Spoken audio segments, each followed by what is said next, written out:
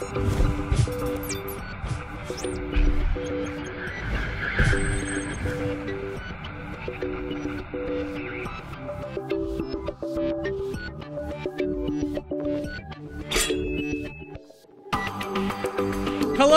internet friends, and welcome to episode number 134 of Final Boss TV, your WoW and Game Range show. I am Adam K, aka Bay. I'll be your host for this adventure. We're completing the Fell and Holy Light / Shadow sandwich, because the voting that you guys put on last month, we had Havoc first, then we had the two Priest shows, and now we're finishing that up today with Vengeance Demon Hunter.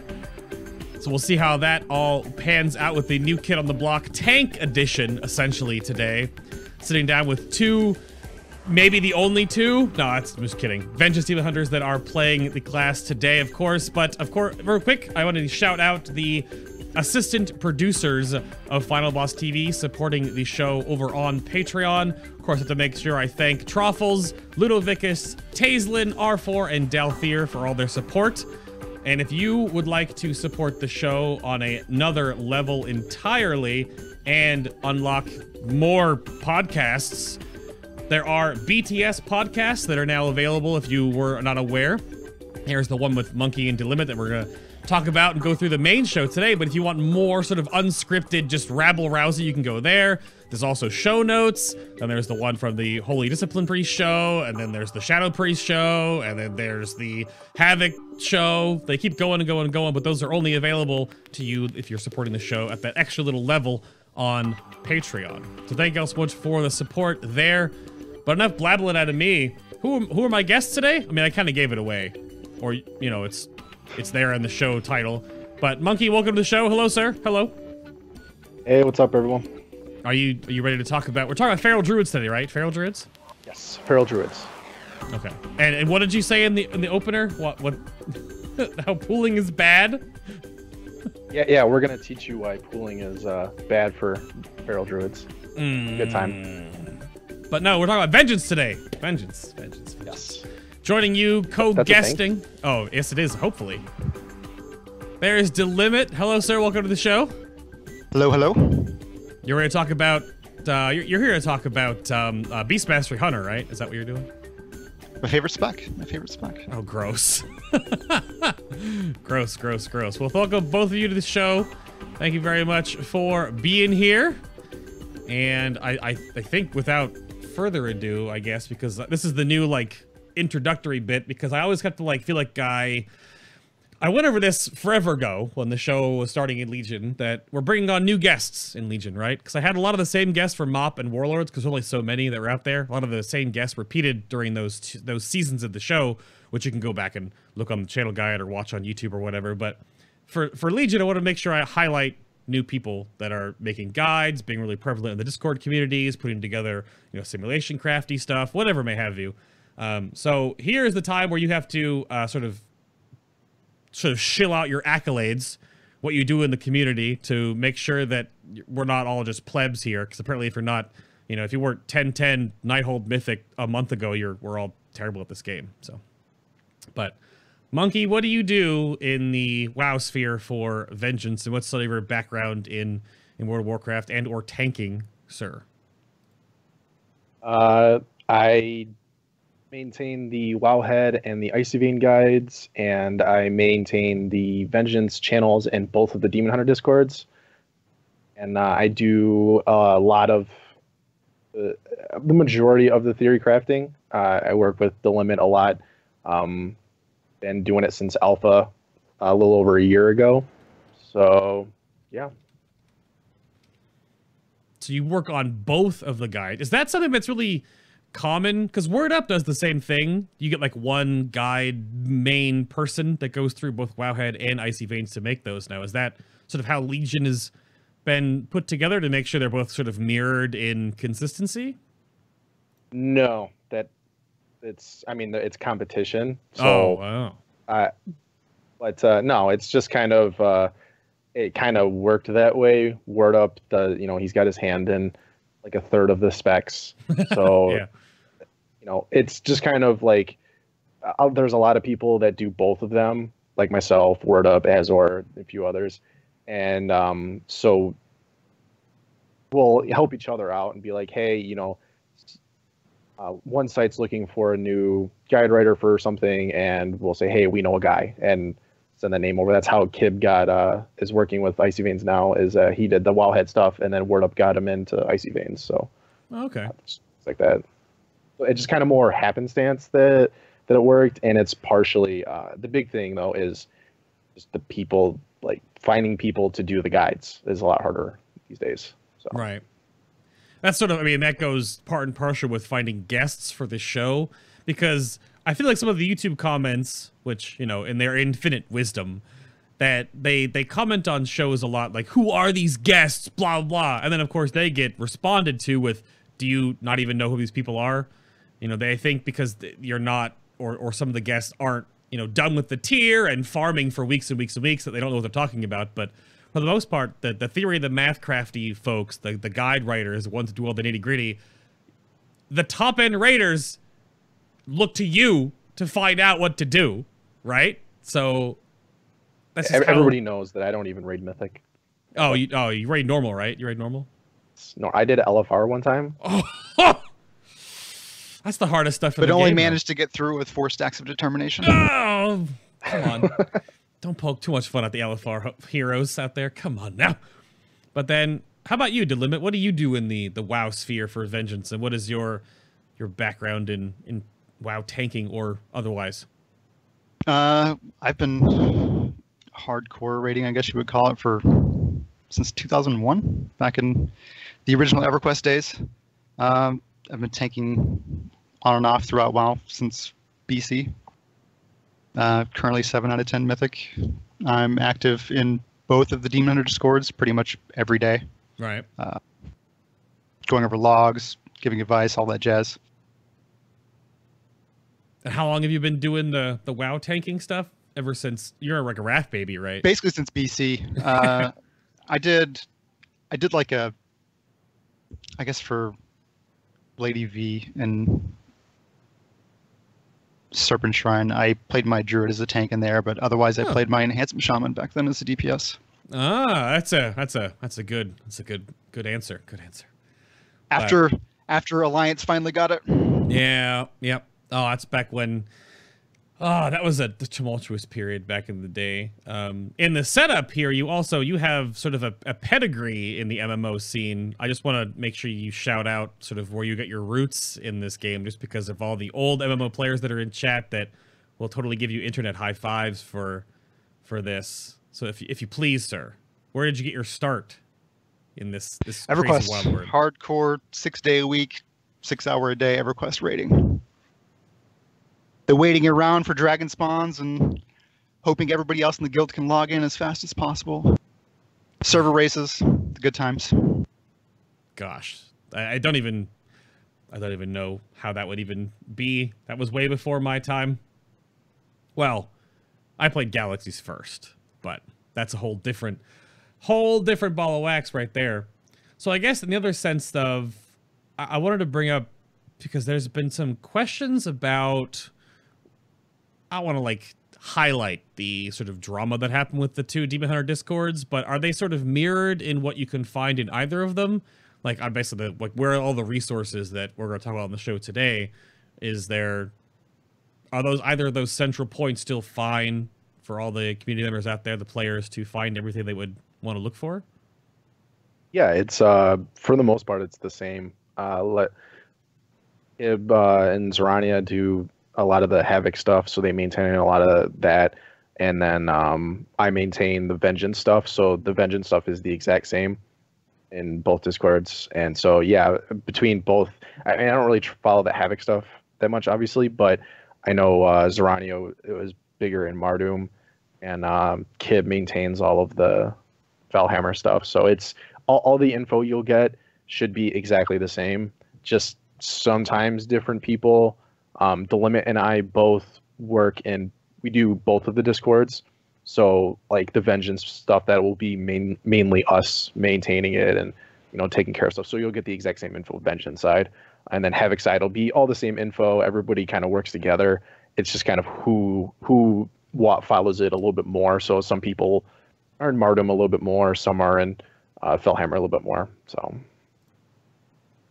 yeah, I don't know that whole situation that happened, but basically, I mean, there are links to both in my channel guide if you want to join either of them and start digging into all the information. We live in this information-rich era of World of Warcraft where out of the top, like, 15 Discord servers, like, what, 11 of them were WoW? So we have definitely taken over the platform as this area to really saturate ourselves with all of the resources. And, of course, the show is a little more discussion-oriented now. We'll definitely dig into some of that nitty-gritty as we go forward. But to start off with, I guess, then I'm going to ask about patch 7.2. Just came out, not yet a week young. Legion Assaults will start this coming Tuesday. They already started teasing about patch 7.2.5, which will be one of those huge class reconfiguration, balanced, finagling ones. They've got stuff about Brewmaster up there. They've got stuff about rogues, so more and more on that on the future. But for patch 7.2, what kind of major bits and bobs were tweaked for Vengeance, if any? Munkky, what happened with Vengeance? The only actual change that we got was demonic wards. They nerfed our base armor and increased our base damage reduction, so the physical reduction and our magic reduction. So we basically, what all it did was it gave us a little bit more baseline. So you start out a little bit higher, and we have the higher magical reduction is the main part, but physical wise, we have a little bit more than we had prior to. The higher eye level you are, the less of a buff it was. And basically all it does is it just reduces the scaling that we have, but brings us up baseline. Mm-hmm. So that was the only actual change that we got. Was it enough to be noticeable now that you all have been playing with it for a little while, probably doing some forming some progression going on this past reset? Has it actually been a thing that's been noticeable, Delimit? Like, what, from your perspective, like, how is it? Absolutely. Yeah, for sure. I mean, obviously the obvious ones would be Croesus, the major offender for demon hunters with the constant magic damage. Oh, yeah. It was definitely noticeable. I noticed it there, and specifically on Botanist, the fetter damage was actually quite a bit better as well. Because when I first saw this post, and when we first brought it up, and when I first talked to Munkky in Discord, I was like, oh man, the new hidden OP coming in with, like, Vengeance going to be the new top tier tank in Tomb of Sargeras. And then it wasn't really a huge buff to make it that happen. I kind of thought they should have just left the armor as it was, and then you would have actually felt a lot more stable, but that would have been too much. Do you think? I think it would have been too much. I mean, back in, I think, Alpha, whenever we had 200% armor, it was really strong. Like, I want to say Guardian Druid strong. It may not be quite that good, but it was really good. Yeah, and right. Leaving it that high on top of the extra damage reduction probably would have been a bit too much. But Munkky, you had something to go with that? Oh, no, I was just kind of agreeing with what he said. Yeah, we had that small patch, that window of sometime in the beginning of August, right before the last minute nerfs went out, where we were actually pretty strong. We were doing pretty good. So that was before the armor nerf. And then they subsequent other nerfs, including Fell Devastation and all that, so. Yeah. Was there anything else that came out? Like, I have down here, like, good things, legendary nerfs, or bad things. You didn't have any legendary nerfs. You did have one legendary buff. It's real strong. This is the only thing that changed for you guys, was the avoidance on your bracers, right? The Defilers lost Vambraces. That's it. Yep. 5% avoidance. G. Because, you know, whenever you look at all of the legendaries and you say, you know what we really need on these? We need some avoidance. Let's go ahead and throw that in. Yeah. It's on bracers that were already okay. They're right. They're decent in dungeons. Like, they're not bad at all. And that's the one you chose to buff when shoulders exist. There's been a lot of legendary tuning, and that's the one that I saw in the patch notes that first came up that was like, that was the only change to yours. And that seems so awkwardly insignificant that it's just, because A, you have to have them in the first place. And then B, it only has a little bit of damage reduction on AoE damage only. So, I'm not sure. The only thing that happened that I sort of preface the 7.2.5 stuff is that there is this little tagline at the end of the Brewmaster post. I'll bring this up, but do you guys want to walk me through what was kind of snuck under the radar in one of these blue posts about active mitigation that's possibly changing in 7.2.5? I don't know who wants to walk down the rabbit hole on this one. Munkky, you want to go for it? Sure. The active mitigation thing is basically in the Brewmaster post, they came out and were like, hey, Brewmasters have stupid uptime on their active mitigation, so we're going to nerf it so that way you can't get higher than double your whatever the baseline is. So for us, our baseline is 6 seconds. So with that, we couldn't get more than 12 seconds. Well, that would be fine normally, but if you take Demonic Infusion, one of our 110 talents, which gives you a buff of demonic spikes, then refills your charges. And also the ideal play for that is you want to blow your charges before casting it. And then, so you blow your charges, so you have at minimum 6 seconds up, you cast that, you get another 6 seconds. Now you're at that 12-second cap. And now you have 2 charges sitting there that are not on cooldown. So over the course of a fight, you can lose like a charge or 2 of active mitigation because of that change. So hopefully they kind of tailor it more for like Brewmasters and kind of don't touch some other tanks that don't need it as much or whatever. I mean, it can get, for us, it can get kind of stupid and like Mythic Plus, or there's some guys that they do the tier 19 4-piece and they have a bunch of haste, so they run Feed the Demon, so they can get like incredibly high uptime on demon spikes. So it will nerf them, but it's not as big of a deal. But it's more of an annoyance than anything, in my opinion. Which actually plays out better with one of our traits, with the parry passive. So, I mean, I get why they're doing it and who they're trying to address it towards, but there is going to be some trickle down on the rest of us, I think. Perhaps unnecessarily. Yeah, because when we were setting up the notes, it looked like in some way they were making this like sort of pseudo-ish pandemic tank AM change. Because as DPS, we sort of know, there's a dot refresh, sort of time limit. You can only go so far on a dot, or like a personal buff, like a flame-tongue weapon, for example. It can refresh only so high to stay on yourself for so long. Not every buff or debuff or bleed works like that, but for tanks that have sort of stackable active mitigation that can just add more time, add more time, add more time, add more time, there's never been a system for that. So it looks like, and like what Munkky said, hopefully they only really target like Iron Skin Brew for Monk, because then it might have problems like we talked, there was the Prot Paladin possibility that would hurt them, having a lot of SOTR uptime, like stringing it together for a long period of time and stuff like that. So I wonder how that will work, because it might affect every tank, but it was just tagged at the end of the Brewmaster post. Not like a tank post, just the end of that one. So yeah, I don't know. Hopefully they handle it very delicately with how because there's definitely going to be some trickle down for the rest of us, and I don't know. I don't think it's a big deal for, say, a Demon Hunter to somehow have 30 seconds of Demon Spikes on the start of the pool because they popped Demonic Infusion. I just don't see that as being some kind of big deal. But yeah, it's certainly not 3 minutes of Iron Skin Brew, which, granted, is not a common thing, but the fact that it's possible. Yeah, that's a strange one.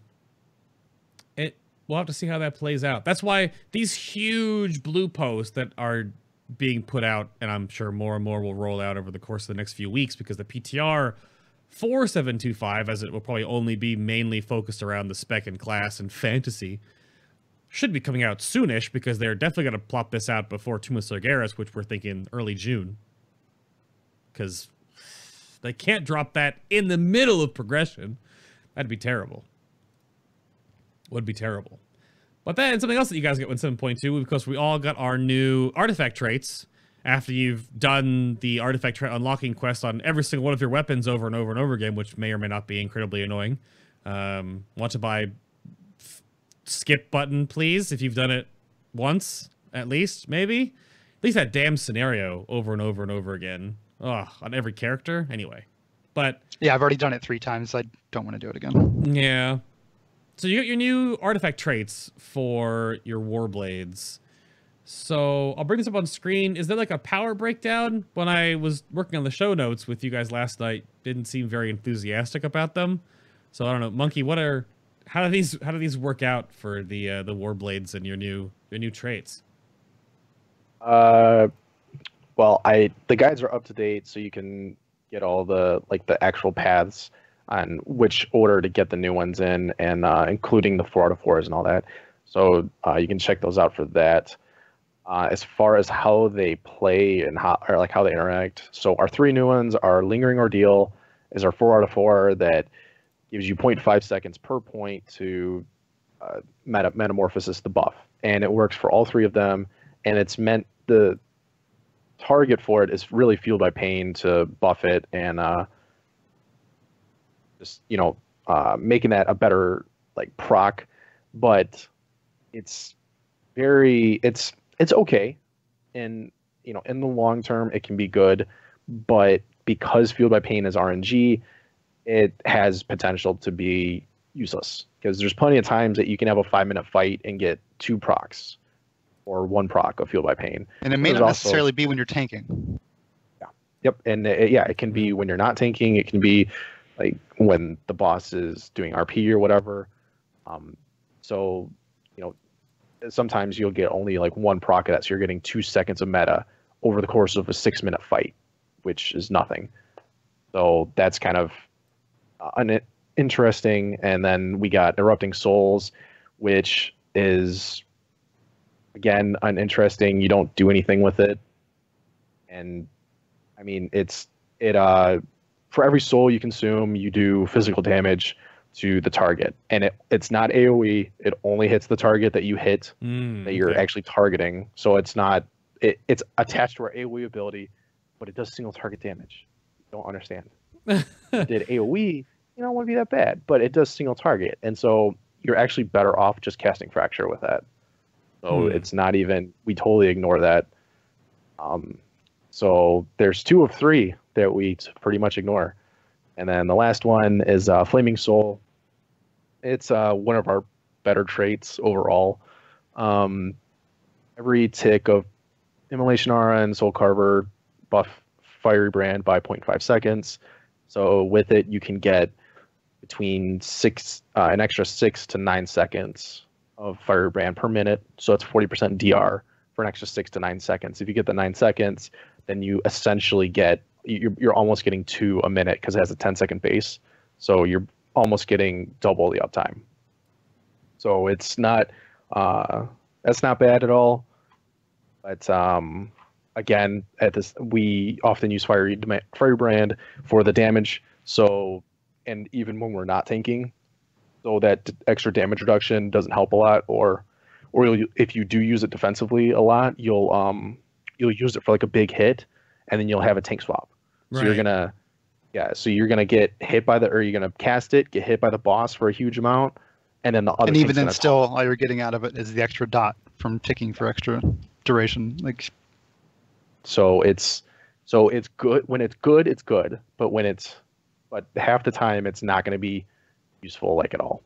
So. Yeah, because you have listed here in the trait guide is you obviously grab the new Golden Circle, which is all your Paragon points that are rolled into one, and then you're going for Fiery Demise next, which obviously has a survivability component to it, because obviously doing more fire damage to the target, you get more healing back through Charred Warblades, which is totally understandable. But it's one of the it's also, like you said too, you use it a lot of time as a DPS button, not all the time as a survivability AM button, or a DR button rather, sorry. So it's a weird one, and it only, of course, will affect your fire damage. So your extra damage you gain from Erupting Souls, which is just purely physical damage, is just like, okay.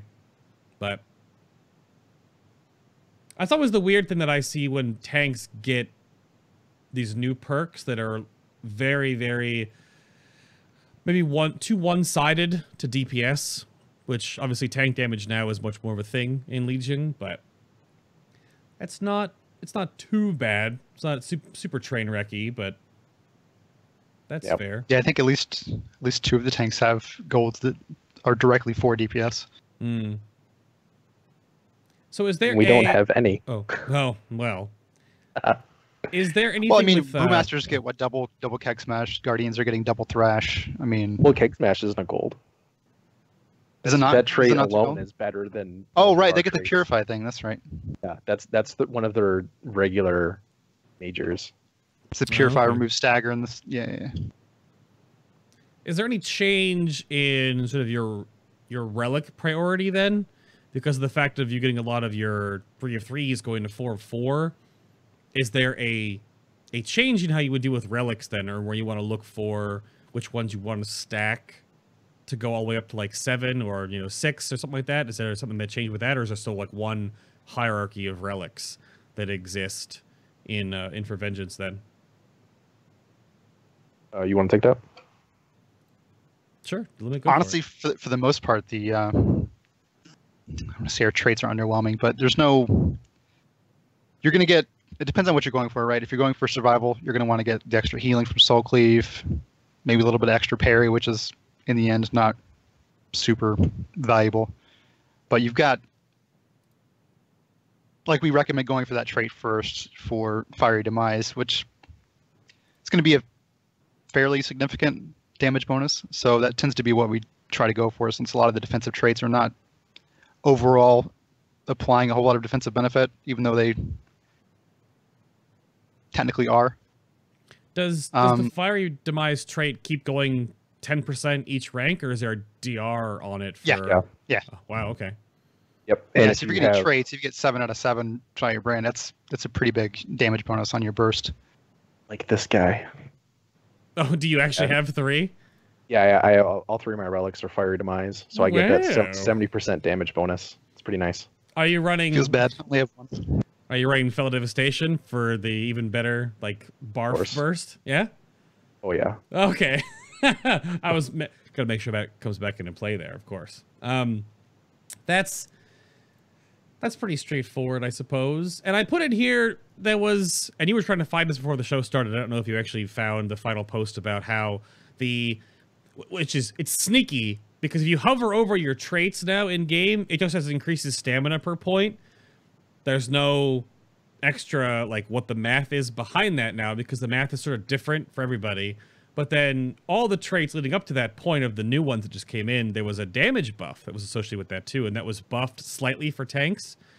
Did that change much? Like, how is the DPS hierarchy between tanks? Are prot warriors still doing way too much damage, just leaving people in the dust? Like, how is Vengeance damage in the the tanking category? Because that sometimes comes into play. Well, I mean, it ended up being, I mean, all the tanks got the same buff, so it wouldn't have changed your hierarchy too much. But yeah, we're not. Our Warcraft log rankings are being inflated somewhat by the siphoned power trait that you see there, that 15% extra agility for taking magic damage. Having a lot of magic damage on certain fights like Crosus, where you've got just that constant ticking dot that's just activating it every time it's up. So you end up with between 60 and 70% uptime and 15% agility, which inflates your damage by more than a little bit. For sure.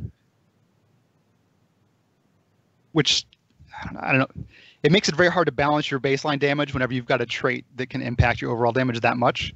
So you'll see us be quite high on things like Crosus, any other fight that has a significant amount of magic damage. But whenever you drop back down to fights that are only partially magic damage, the damage falls off quite a bit, and we're back down towards the bottom. Yeah. So kind of what he's saying is Crosus is our ideal fight, because we get to abuse the Empower rewards for the Siphon Power for the agility. So you get 15% more agility, and we can have a high uptime on that, like 70 to 80%, if you use it properly.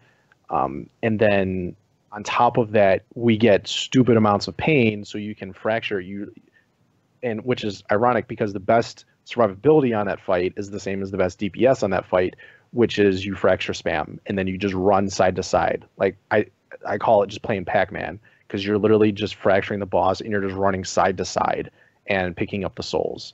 And so like that's the best survivability and the best DPS for that fight. But it's like you said, that's kind of inflating our numbers a little bit. Overall, we're on the average level to the higher level, we're one of the bottom 2 tanks damage wise.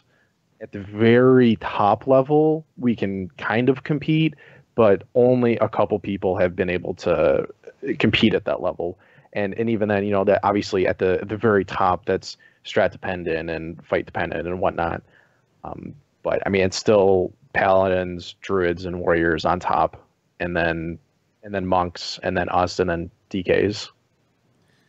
There's a lot of strength in the Vengeance kit for like AoE, right? And there's always like there's this weird like back and forth that exists, because would you both sort of argue or agree that Vengeance definitely fits into Mythic Plus a little more like well than the other tanks though, that like do more damage, because of obviously you're pulling tons more trash, you've got tons of AoE stuff, the more damage you deal to all of those, the more you heal yourself, whereas like on boss fights at Mythic, like you only have like a boss, maybe some ads, you know, intermittently doing stuff to you, which is why there's that hierarchy where Brewmaster and Guardian right now are so strong.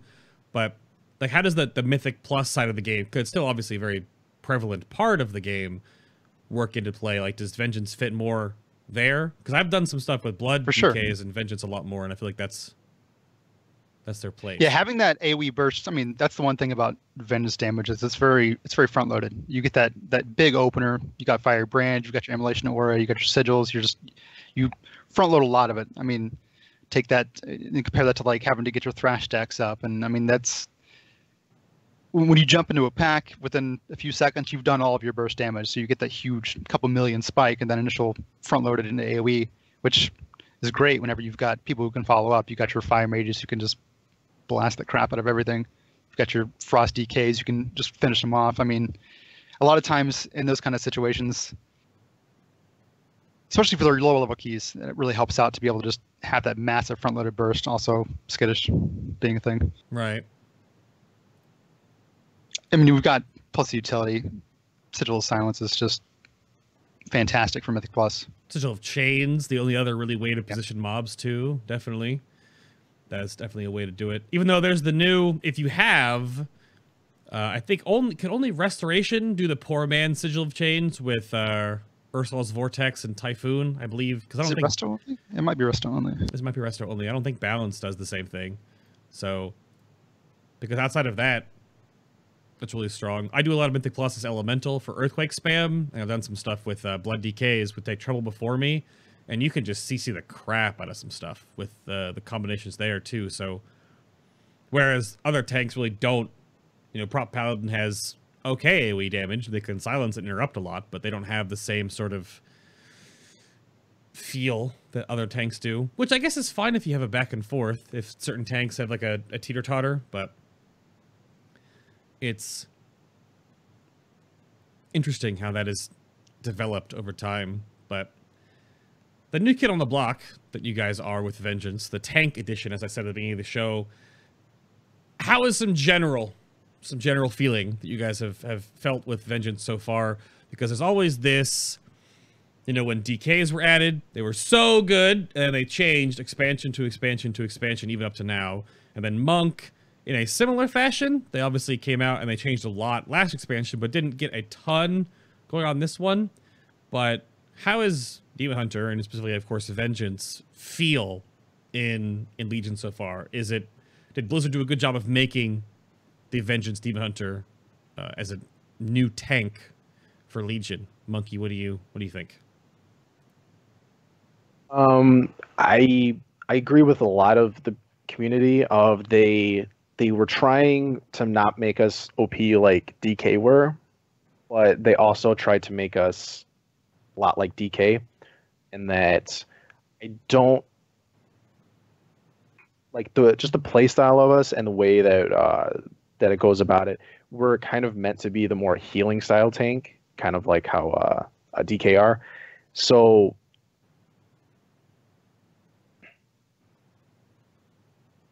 like we're fine. We're good in Mythic Plus. That's definitely is our niche because we have the CC and the utility, like Delimit was saying, and we actually have soloing wise, we're the best class for that right now. We actually beat DK, in my opinion, but we have the ability There's to, some especially DK out there going, no, right, my class forever. Yeah, yeah. If we take like soul rending and stuff, you know, we can keep our own. There's plenty of videos of guys that were doing like, you know, 19 tyrannical bosses soloing. I've soloed a few tyrannical bosses. Myoni, he did a was it 13 Vault of the Wardens? Yeah, and completed it. Not in time, but took him 2 hours. But still, he completed it. And you know, and he's soloed, you know, Mythic Archimon and all that a while ago. And you know, it's so we have the potential. And we've definitely gotten a lot of buffs since the beginning, because the beginning of the X pack, once we got our mastery nerf, it was very feels bad man, and just it hurt a lot. We're a lot of fun. A lot of people stick with the class, and honestly, you know, we kind of go with the mentality of, you know, we know that Vengeance isn't as good as the other tanks. We will tell you that in Discord. We don't care, because we will just go in and you know, we play the class because we have fun. Like anybody who's playing the class right now is not playing it for the competitive side. They're playing it because they enjoy it. And I've spoken with many other tanks in much better guilds saying, you know, that they want to play Demon Hunter, but they can't, because they need to play the competitive tank, and Demon Hunters aren't good enough. But I think that you know, they're starting to catch on to things that we've been talking about since alpha. So they're finally starting to catch on to things. So I'm expecting good changes in 7.25. So I'm looking forward to that. I'm being optimistic about it. I think we'll do fine once that comes around. And we're doing much better now. We actually just got I know Amin is in chat right now. He was the world first Demon Hunter to kill Gul'dan like a week ago or so. And I know a few others. Lovara, he's in here. We've gotten, so I think there's 3 Demon Hunters that have killed Gul'dan now. So finally, yeah, we're finally a real tank now. So for you guys, don't ask them what their co-tanks were. Yeah. Let me take a guess. It's more so, yeah, but it's more so the fact of, you know, guilds cleared with a Demon Hunter, and it just saying, you know, we're viable.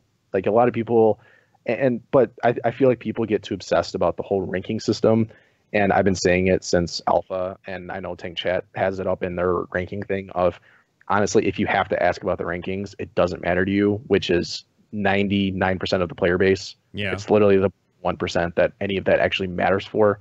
So play what you want, enjoy it. You know, we can compete. If you look at the parses, like I said, you know, you might not see us in the top 10 on every fight, but usually like top 20, top 30, we're definitely there, and we have been there all X-Pack. But so, yeah. Yeah, we'll definitely see. I mean, Delimit, how about you? All 3 of us are really close together in our current proximity, and with Mythic Nighthold as is right now, which hopefully there's a bit of a better transition to Tomb of Sargeras, because we've all sort of had that artifact reset. We're not worrying about the Paragon trait. Concordance to the Legion Fall is nowhere near as important technically. I don't think there'll be any fights in the future that are balanced around having like 30 points in that thing, because it's just stupid. So hopefully we have a little more of a level playing field going into Tomb, that we'll be able to actually a little more play what we want and can, and obviously that we've kind of matured over the course of the expansion so far. But I mean, what's your take on your Vengeance side of things, to limit from what you've been working on and how Tomb has gone? I mean, I basically agree with Munkky there. I play the class because I enjoy it, not because it's super effective at what it's trying to do. I mean, would I be better for my raid if I were playing a different tank? Of course. Am I so far ahead in the curve of progression that I need to worry about it? Not so much. Blizzard's never going to they're never going to let a class be unviable, right? Sure. They're always going to make sure you're able to complete the content. You may not be great at it, and it may suck for your raid, but you're going to be able to do it. So like me, we're 7 out of 10. It's really not that, we're not cutting edge or anything. So I'll ride the buff waves. That's basically what I'll do. Yeah. Where to go but up. There's only one way to go. So if you're already at the bottom, they can't really nerf you down. So that's true. That's sort of where I am right now with enhancement. People always ask me from a DPS side of things, though, which you cannot. It's a shame because they started out so well. Yeah, it was just because RNG they were variants, promising, I guess. Yeah, it was that there's a very I guess the way I would put this is that there's a very, you can't argue this point. It's incredibly locked in that the overall DPS balance is really, really close together right now in Legion. Granted, there's some outlying issues, especially with Affliction right now, which just got like ridiculous because of a bug, quote unquote, happening in 7.2. But from bugs in 7.2. Oh gosh, if you travesties. So much, but I guess talking about bugs is where I was trying to lead this conversation over, is that are there any major bugs and tomfoolery happening with Vengeance right now that you hope are their targeted, their fixes, their improvements upon for 7.2.5 that are having or causing issue with the spec? I know, Munkky, you said you were putting together something in this regard. Honestly, there's not really anything that's like spec breaking or anything like that. There's a lot of minor bugs. Some of them they've started to work on slowly. Some of them have been in for a while, but there's nothing game breaking, nothing spec breaking or anything like that. They've fixed all that. Right now, our new bug, I don't know if it's been fixed yet or not, but there was burning alive. Spread our fiery brand to things you weren't even in combat with. You just if you targeted something, then it was like 40 yards away. It was like, yo, fiery brand, just cause. Okay. So that's which is part of the fix, right? To make it, because before if you popped your fire brand and your demise on, because it's spread from your initial target. So if that target died, your brand just died with it. You never got the spread. And so in the attempt to try to fix that, I don't know what mechanic they put behind that to try to make it so it's spread, but ended up actually making it quite annoying because it would just randomly spread to targets. You're out world questing and you just pull random things you're trying to mount up just because your brand spread 40 yards away. There is something in the game that they've done with that sort of architecture, which may have led to breaking a lot of projectile damaging abilities like Sparkle Storm or Frozen Orb or whatever. Because our Prot Paladin main tank saw the same thing happening with his Avenger's Shield. Where before, it would only have a certain, like, trajectory which would bounce. Like, if there were 3 targets in front of you, you hit the middle target, it would only bounce to the right or the left target and never go everywhere else. But now, those sort of targeted bounce spread abilities, which again are kind of like Fiery Brand, they will pick and go to everything within the range it's allowed to. Avenger's Shield now, if you have the extra bounce pants, it will go to everything pinball style. So, which it didn't do before. So they've done something, for sure, with that sort of, that coding in the game for those abilities, yeah. Yeah, hopefully they just tweak it down a little bit. So it doesn't spread 40 yards away. Yeah, I think our throw glaive is also broken like that. Some people were saying that they've been having issues with it. It flying, like it'll ricochet off a target and do like the Avenger Shield, where it'll just be like hit a target out in BFE just for no reason. Yeah. Yeah, but it's linked to the... Yeah, I remember this week doing Tichondrius and taking the 6 bloods to the back to kill him and having Fire Brand on them, and then jumping back to Tichondrius from the back of the room, and he had Fire Brand on him. From like, it spread across the room, and I was like... It's not a bad thing, but doesn't seem right. Yeah.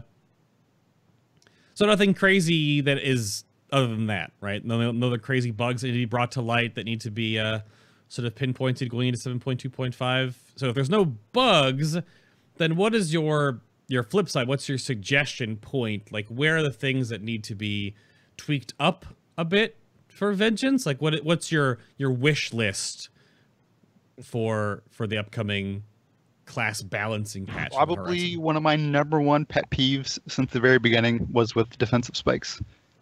It's our trait that gives us 10% parry for the first 3 seconds after activating demon spikes.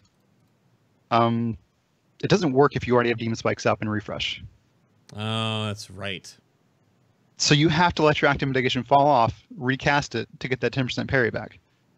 So if you're one of those players, like Munkky was talking about earlier, where you're stacking massive amounts of haste and trying to get that 100% uptime, that trait basically does nothing for you. So like ideally you're letting it fall off, reactivating, falling off, reactivating, so you're getting that 10% parry every time, but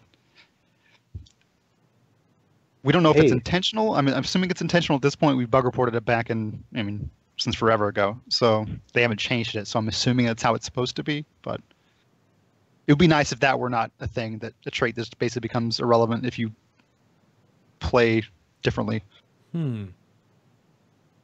I mean, you just get major domos with a mastery food, and then you just pop it, and then you have 100% uptime on your demon spikes with that extra 10k mastery.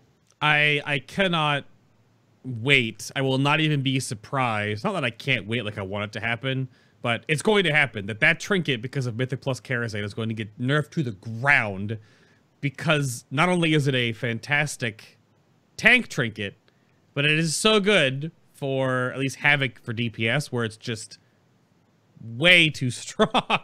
Way too strong. Oh, yeah. That trinket is not much longer for this world, I can imagine. At least in its current iteration. So it's interesting to see how the dungeon trinkets are going to be scaling up with. Well, not only are they scaling, but this is a little tidbit for chat if you don't know.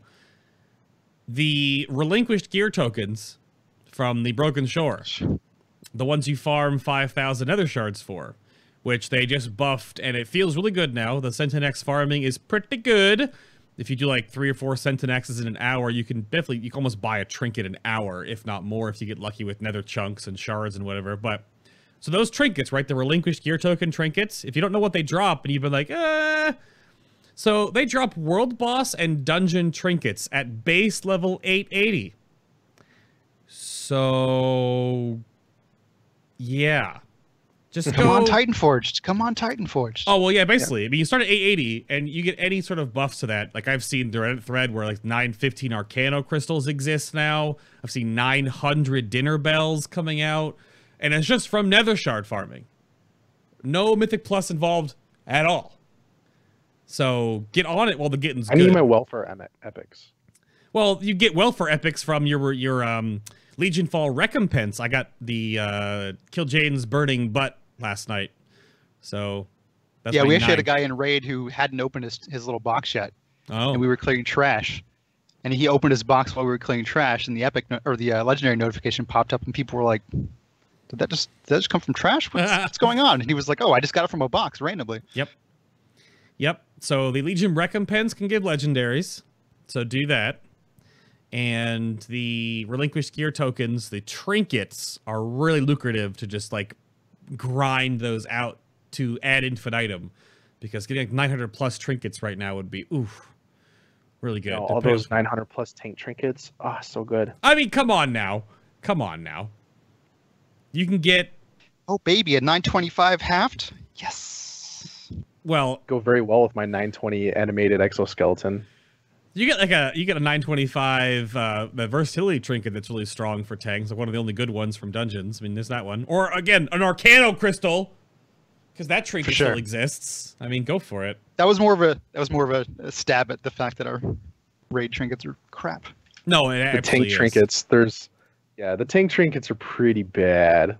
Yep. They're obsessed with this absorb meta, and my personal favorite trinket right now is the Infernal Contract, because they're like, hey, we like absorbs. We want to give them absorbs. So then they're like, you know what? Let's step it up to the next level because absorbs is too boring. So we're going to make the absorb bigger and then give them a drawback for using that absorb. Well, the Infernal Contract... I mean, I get it, but... The Infernal Contract overall, it's in deals that you gain, some... but Sure.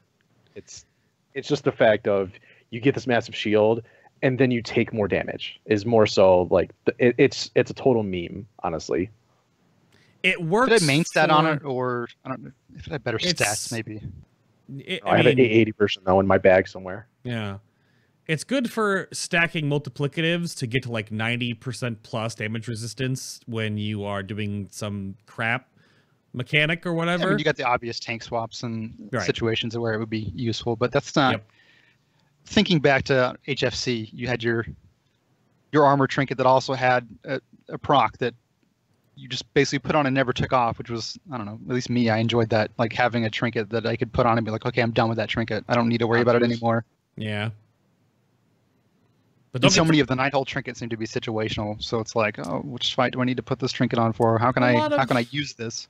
A lot of trinkets and or legendaries fall into the same category. They're kind of just like a new talent that you just swap in and out for certain fights. Anyway, though, that's kind of what they're going with this sort of like micro gear talent system they have right now. You know, this fight I need to have these on. This fight I could have these on. Like it definitely wiggles around that space, but don't get too far ahead. We'll go into more of that. I just want to make sure I put that into the show because that just came to light. Like I just got killed Jaden's Burning Wish last night from a recompense, and then I've seen people getting ridiculous trinkets from the relinquished gear token. So dive in because well, the getting's good. The question up in chat, like, is disco ship farming fun?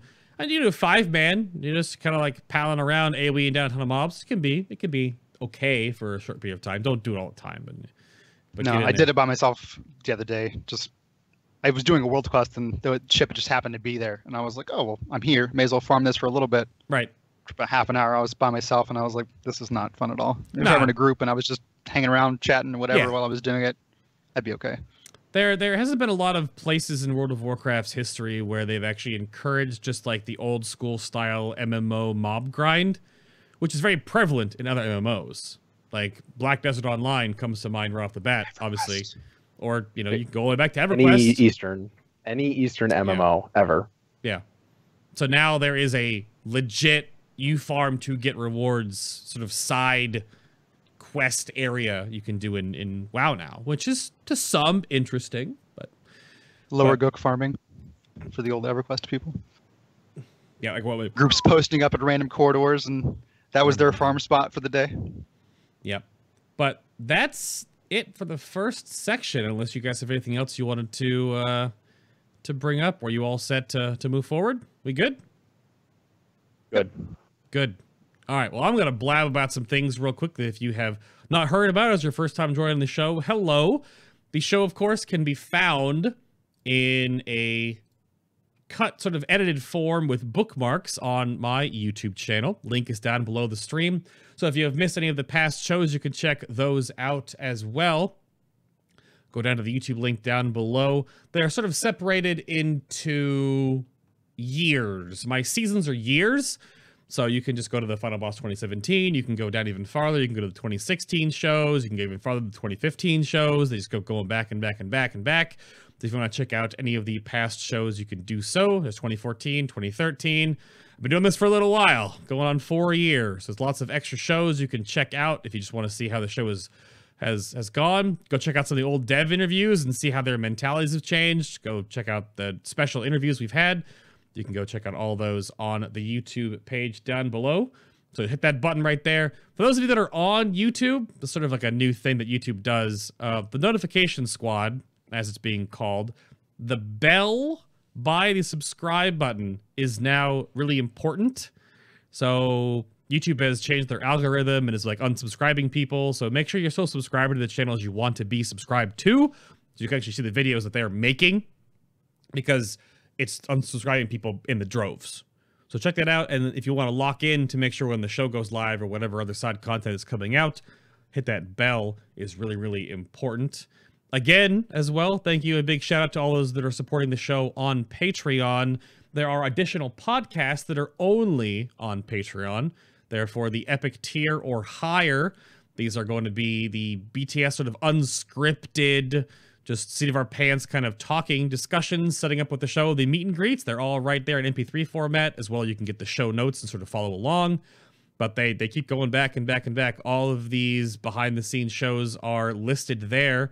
If you would like more podcasts, then you can go check those out on my Patreon page. Link, of course, down below. But if that's not your style and you want something physical for supporting the show and keeping it going, you can go check out the official apparel store for Final Boss TV. Got t-shirts, tank top, baseball tees, hoodies, different styles of all of those things, sweatshirts. More stuff is on the works as well. You can go check out the Little Final Bosses by Fabelina. These two have been really, really popular for a very long time. You got the commemorative sort of, thumbs up nods to methods for their 2 world firsts or exorcists for their new 2 world firsts. The new shirt they just came out, the world first Gul'dan, is sort of its own beast, very different style, which is just like an Illidan skull with the Gul'dan exploding skull in front of it, the demon within. Not really tied to the boss directly, at least in the old school thematic sense with the little chibi characters we have there. But you can go check those out if you'd like. There are always big, crazy sales going on at DBH. I post them in our Discord as well if you'd like. And then, of course, the Itso de facto resource for everything Final Boss TV. All the different Discord links are posted here. This is the channel guide. It has different resources in the sidebars, all of the relevant information for myself, ways to support the channel, schedule coming up. I have my little launch guide for patch 7.2. We have Kib's Artifact Power Guide right here. We've got the Mythic Plus website that you can check out all the affixes and all the good stuff down there. On the bottom has all of the different tabs for the past shows and BlizzCon specials and all my beta testing if you prefer looking at it that way. So go check that out if you'd like. Big resource. People always ask me where I get my music or my art. All the artists and music that I have on the stream is listed on the sidebar here as well too. So thank you all for checking that out, using the resources there if you would prefer to do so. And make sure you, of course, join the different Discord servers of your class and or spec, because the best place to find a lot of information is in the pins or the relative FAQ sections, or there's a lot of bot commands in there. It's definitely the place to go to find out and keep up to date with all the patch cycle updates and etc. But that's enough out of me. Ready for the gearing breakdown section of the show, gentlemen? We all set? I'm good. For sure. Perfect. So, first up, to preface this section, let's talk about stats. So, that is a huge part in the game anymore. Not a whole lot of wiggle room, no reforging, no, all the other nonsense. Thank you, Multistrike, for being gone forever. But what do Vengeance... Bring reforging back. Bring it back. Maybe. So what do Vengeance tanks want to prioritize in secondary stats? So is it just like stack versatility to the high heavens? Or, as Mastery shaped up to be any better because of set bonuses or whatever?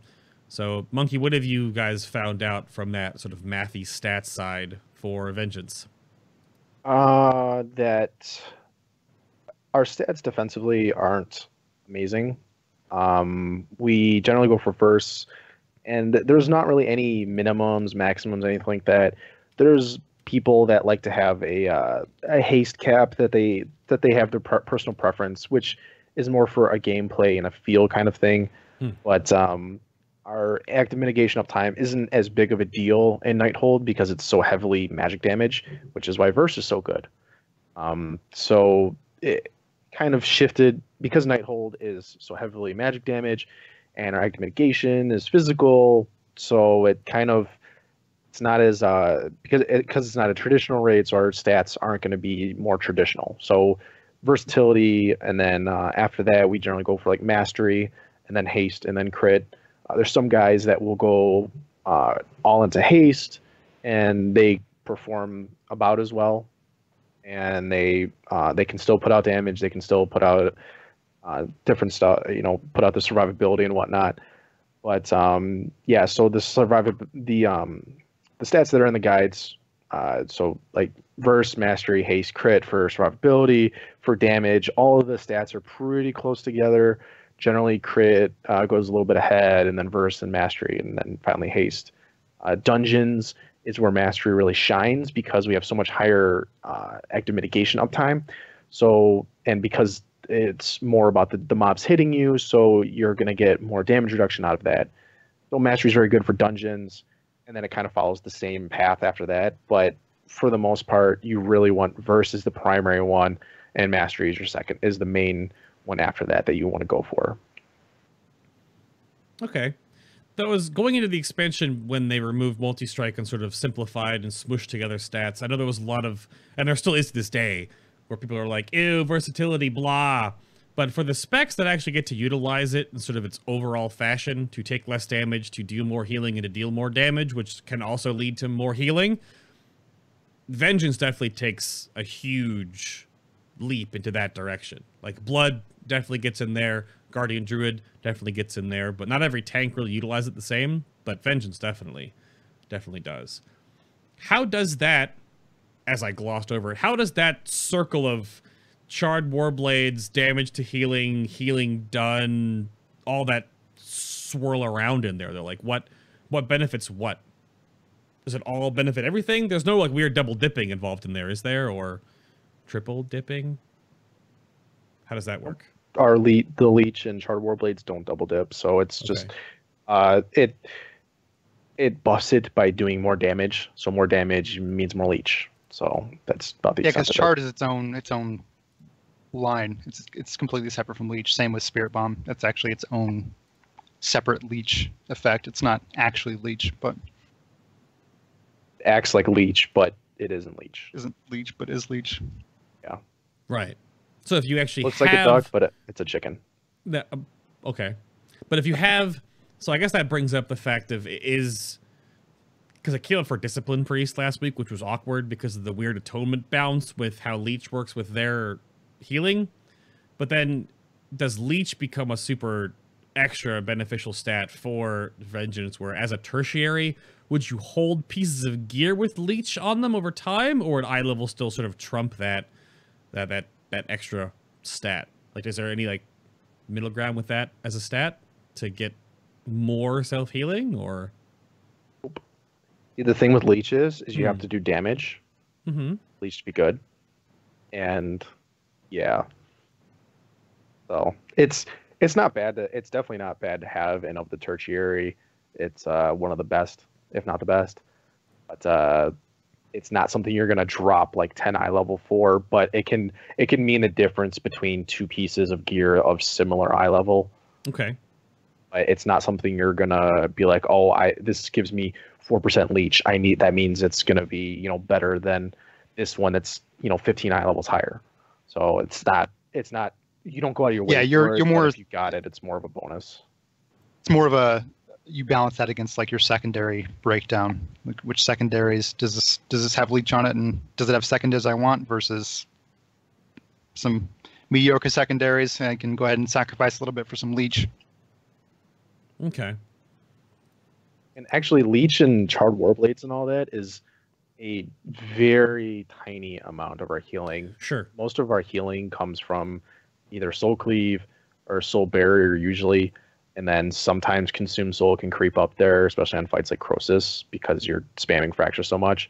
But it's generally Soul Cleave and Soul Barrier. The Leech and the Charred is usually like 30% to 50% over healing anyway. Okay. So, especially because a lot of our fire damage is in the Fiery Demise window, which when you're in the Fiery Demise window, you have 40% damage reduction on the boss. So you're already not taking that much damage, and then you're doing more damage. You're getting the heal back, but a lot of it's overhealing, and a lot of that too is like on the pull, or like we said, it's when you're not tanking the boss. So you're going to get that massive Charred Warblades healing, or well, quote, massive healing from that burst, but it's either when you already have the damage reduction, so you don't need the healing, or you're not even tanking, so you don't need the healing. So it's not as good. A lot of people think that we're all about the Leech, but honestly, Blood Decay is way more about the Leech than we are. Okay. That's fair. Well, they just got the fancy new group bonus for it, so. Yeah, they do. They give you that. They have one of those, a few of the specs out there that give like the new. I'm a little jealous, random not raid of Blood buff. Decays, but of getting a neat trait like that. Yeah. So outside of stats, then, we're still sitting in the realm of tier 19 currently. So your tier 19, your Vestment of Second Sight, your 2 pieces that your Soul Cleave refunds 5 pain, and your Soul Cleave reduces the remaining cooldown of Demon Spikes by 3 seconds based on pain spent. So in the tradition of tier 19 sets, they really focus on like ability for basically everything in the game right now. How has the tier 19 set worked out? Because I think you sort of glossed over that you might not actually run the 4-piece all the time. Is that, how does that work out, Munkky? What have you guys figured out with tier 19? It's the 2-piece is it's a meme. It oh no, it's pretty bad. It's really bad. It's really bad. And like you don't even go for it at all. The 4-piece. Okay, so a lot of people think I actually don't like it and I'm against the 4-piece, but it's really good in Mythic Plus, and it's good as a piece. It's actually really good. I actually really like it, and I was more so for it before Nighthold, but because Nighthold is so much magic damage and it buffs our active mitigation, which is physical, so it's not as good and it's not as needed in the raid. And it's good to have. Like, I still recommend people get it because you're still going to soul cleave for the most part, unless you're going full DPS Zelio Skamaz build. you're gonna soul cleave, and so you're still gonna get benefit out of it. Like, an average person can do like between 10 and 16 soul cleaves on a fight, and that's somebody who's going more for the fracture damage. And that's still like 30 seconds of reduced CD on it, which that's still like that's 2 extra demon spikes per fight. So it's still good to have. In, like I said, in Mythic Plus, where you're soul cleaving a lot more because it's AoE and all that, it's really good, and you can easily have a ridiculous uptime on it. Mm-hmm. Yeah, it's same just specific kind of Nighthold bosses as well, right? Like, you've got Tichondrius where you're cleaving the crap out of Bloods to stay alive.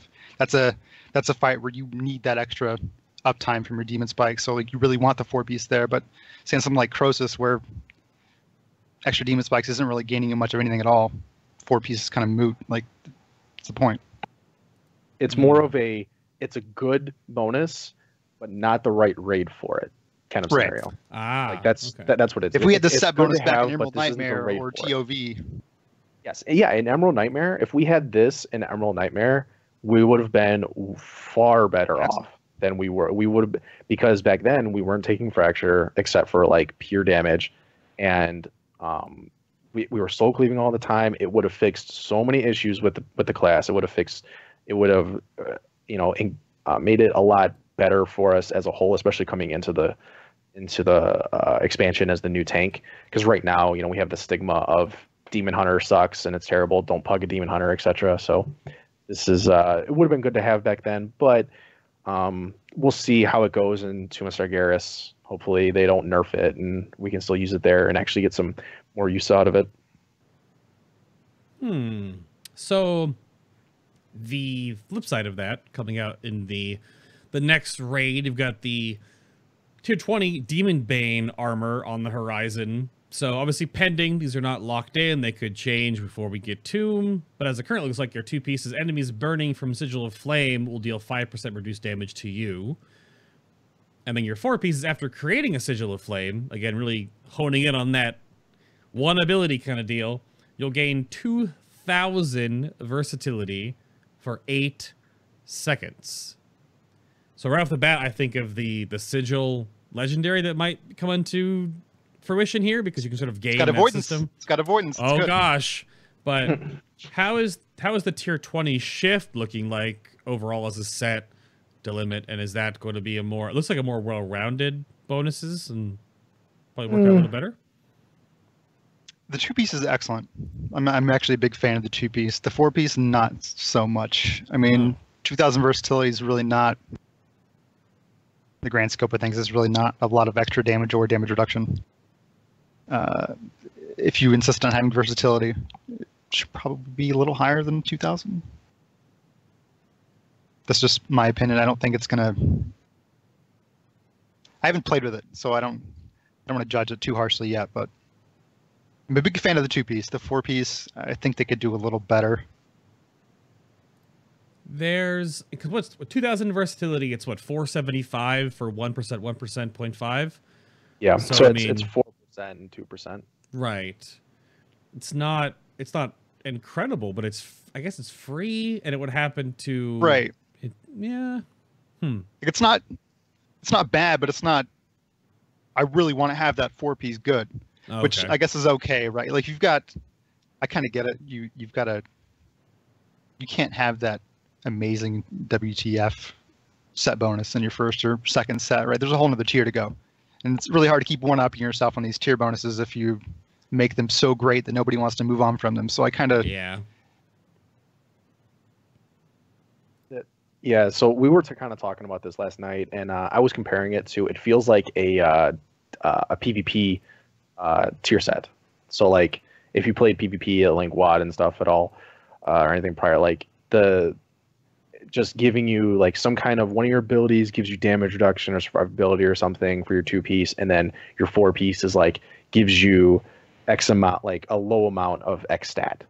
Like it's one of those things that, like he said, the 2-piece is good, and actually right now we're looking to be like run 4-piece of tier 19 and 2-piece of tier 20 is kind of looking like the ideal right now. But assuming that they nerf the tier 19 and we can't use it anymore, the 4-piece, you're still going to go for it. You're still going to get it, but it's not something you're going to be like, it's not like going to feel good to have. It's just something that you're going to be like, all right, I'm going to take it because it's free 2,000 versatility. Like, I'm not going to say no to free stats, you know? Right. It's not exciting, but it's not something you're going to skip. On the flip side, I'm showing it off on stream right now on the 3D model viewer. Outside of your weird, crazy Axeman from Mega Man helmet, it looks really nice, though. I mean, you can't... The helmet, I don't get the helmet at all. Yeah. I was actually looking at that last night. I was like, why do I have a blade on my forehead? What am I going to headbutt people? What is this? Yeah, I look like a Rocketeer, bringing back the 90s. Rocketeer with this little fin blade helm. That's the mythic version of the helmet is pretty awkward. The regular versions are much better, I feel, because they don't have the crazy blade on the helm. So we're the mythic set, but we're like the normal or heroic helmet for sure. But yeah, the helmet looks a lot better, but I do like the mythic set. I like the shoulders and the gloves, and the fact that the gloves change your hands up. I think that's pretty cool. The gloves and the legs, I want to say. The legs give you crazy toenails and the gloves give you crazy fingernails, yeah. It's going to blend in really well with our new hidden skin. I don't know if you call it hidden, I guess, but yeah, the challenge skin, Challenge the Umberwing. skin. This Skin, actually one you have up right now, the blue and gray one matches very well with our Umberwing. That's pretty nice. That will be really good. But you can check out all the tier 20 sets on MMO Champions post. You just have to go, you navigate to the front page, click on tier 20. It'll be over here on the sidebar, and then you can look at all the model sets. You can check all of them out in 3D as well. So I'm just bringing these up on the screen here.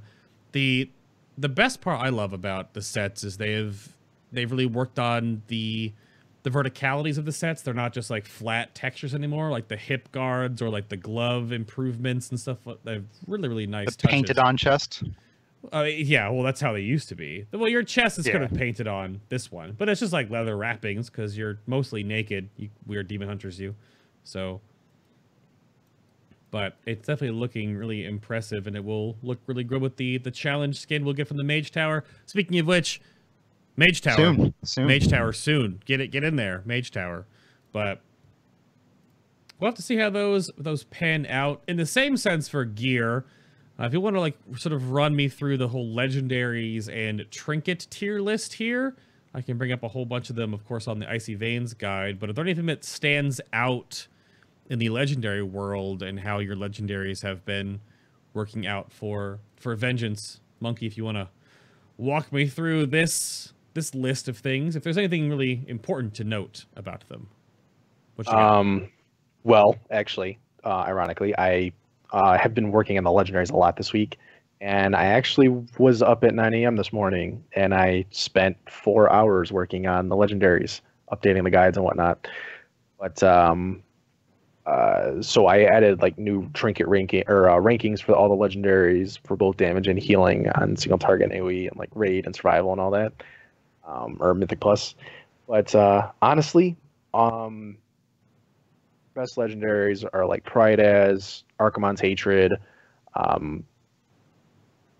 the Cloak for the magic reduction. Those are widely considered our 3 best because Pride as is, it's good stat. It's got stats on it, and it gives you the shield. Archimonde's is our best damage, single target damage legendary, and it gives you a good shield. And then the Cloak is magic reduction whenever you cast Immolation Aura. So it's a free 15% magic reduction, which is one of our biggest weaknesses, is kind of like the burst reduction and some sustain reduction. So those are the 3 that you really want to go for. Most of our Legendaries are utility based, so they're more for Mythic Plus. So like our bracers and the boots and all that, like they don't get hardly any use in raid, but in Mythic Plus they'll get a lot more because like their bracers reduces the sigil cooldown, and so you can like cast Sigil of Silence every like 20 seconds or so. That's really good. The boots work kind of well with the gloves, giving you more fire brand uptime. So they're a lot of utility based. Ironically, 2 of the our biggest best standout. The biggest standout being the shoulders. Yes, the shoulders, the meme masters shoulders, those are pretty bad. But It's for shoulders, they get kicked every day. Yeah. Well, what I brought up too in the beginning of this when I talk about tier 20 is the bracers you have here, and just to confirm how this works, because what it says is that Soul Cleave will reduce the remaining cooldown of a random sigil by 8 seconds. But is it true only that sigils that are on cooldown? Right, that are on cooldown. So if you only use your sigil of flame, and then you like dunk some Soul Cleaves, you can immediately just sigil of flame again and again and again and again. Which that's why I was wondering if that's going to look nice for the tier 20. Probably only work really well in Mythic Plus. I don't know if it'll be a raiding thing because you'll want to probably use other sigils depending on the encounters, but those look. I mean, the problem with Sigil of Flame is like on single target, it doesn't really do that much damage. It's kind of a right. You do it because it's there and it's free to use, but you don't really. If you had to skip something in your rotation, it's not a bad thing to skip Sigil of Flame because it just doesn't provide you that much single target. Oh. But yeah, the utility in Mythic Plus is quite nice. I use them a lot in Mythic Plus mostly for the extra silence. Silence being the major thing. Mm-hmm. Yeah, getting like 15 to 20 second sigil of silence, which it gives the alliance side a pseudo arcane torrent every 20 seconds. So that's pretty nice. I don't have them up here, but yeah, I noticed in chat talking about the crafted legendary for is that the movement speed with the flight?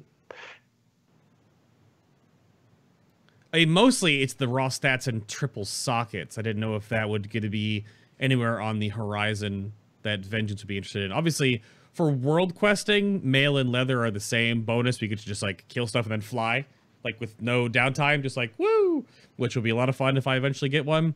The other ones are different. Like the plate ones have the heal over time effect on them, which I don't know. Do we know if those effects just turn off in raids and dungeons? Because obviously you can't fly in raids and dungeons, but the other ones. But yeah, I haven't checked. I'm going to assume that you're going to get the movement speed, but you're not going to get the mechanic breaking flying. Well, right. Yeah. But that's why I was curious if those might come on the horizon there too. But the only thing that they would be used for is like you said, the stats and the fact that it's a triple socket. I mean, crit mastery. So for us, that it would be more DPS side, and then the triple socket is kind of whatever. I mean, it's still good because it's more stats, but essentially, in a raid, it's basically just like a stat stick, basically.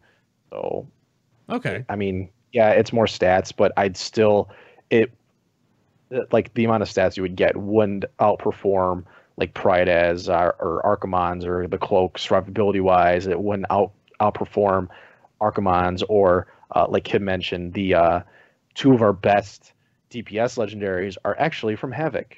The Moarg's Bracers that do the Throat Glaive, that's actually our best AoE legendary. And same thing with Kil'jaeden's Burning Wish. It's our second best damaging legendary for both single target and AoE.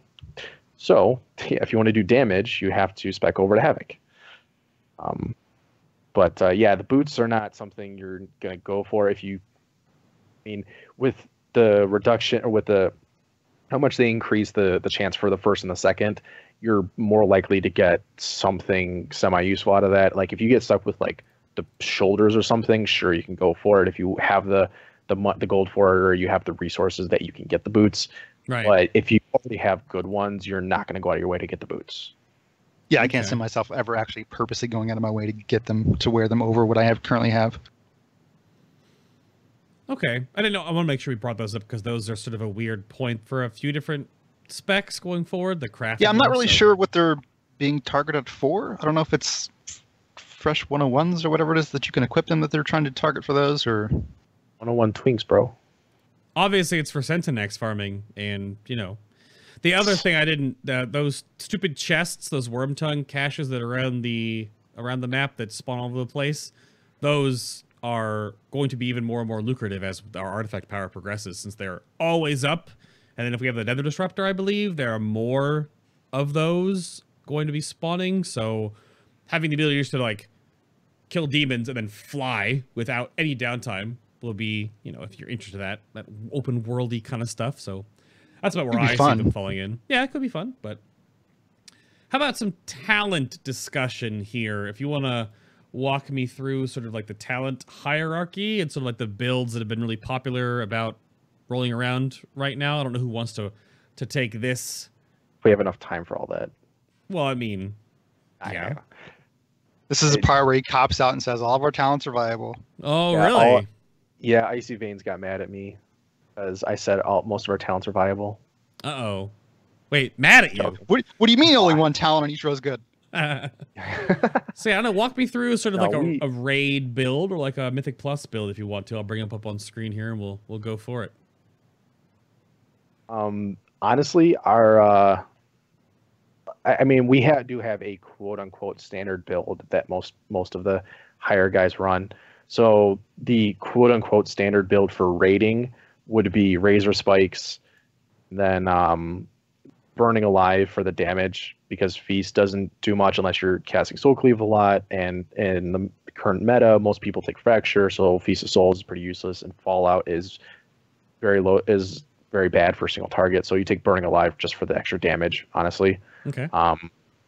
And after that, you take Flame Crash 98% of the time.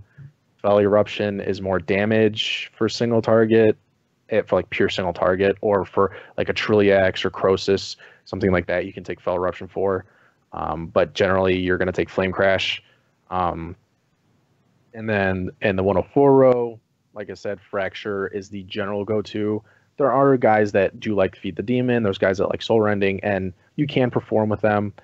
But Fracture is the general go-to because it's the biggest damage increase, especially with Razor Spikes. And you can use it to pool souls, get your Painbringer, get your Spirit Bomb, your Soul Barriers, whatever. So that's the go-to for that. The 106 in raiding, Sigil of Chains is pretty useless for the most part.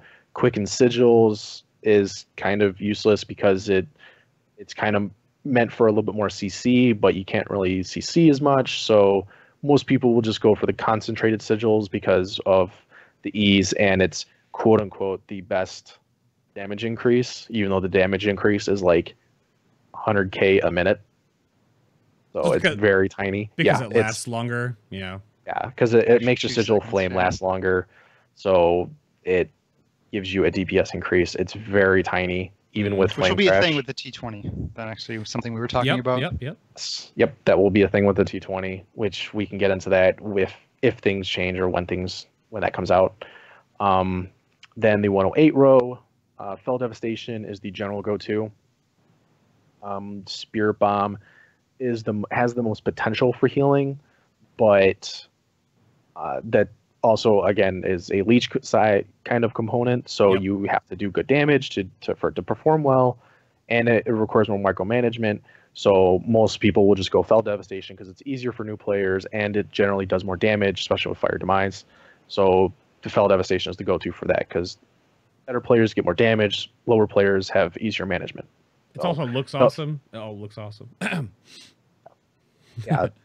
Yeah, I mean, a lot of people just don't like the way that Spirit Bomb plays. It not only is it micromanaging, you gotta constantly watch the buff. It only pandemics up to 25 seconds, if I recall.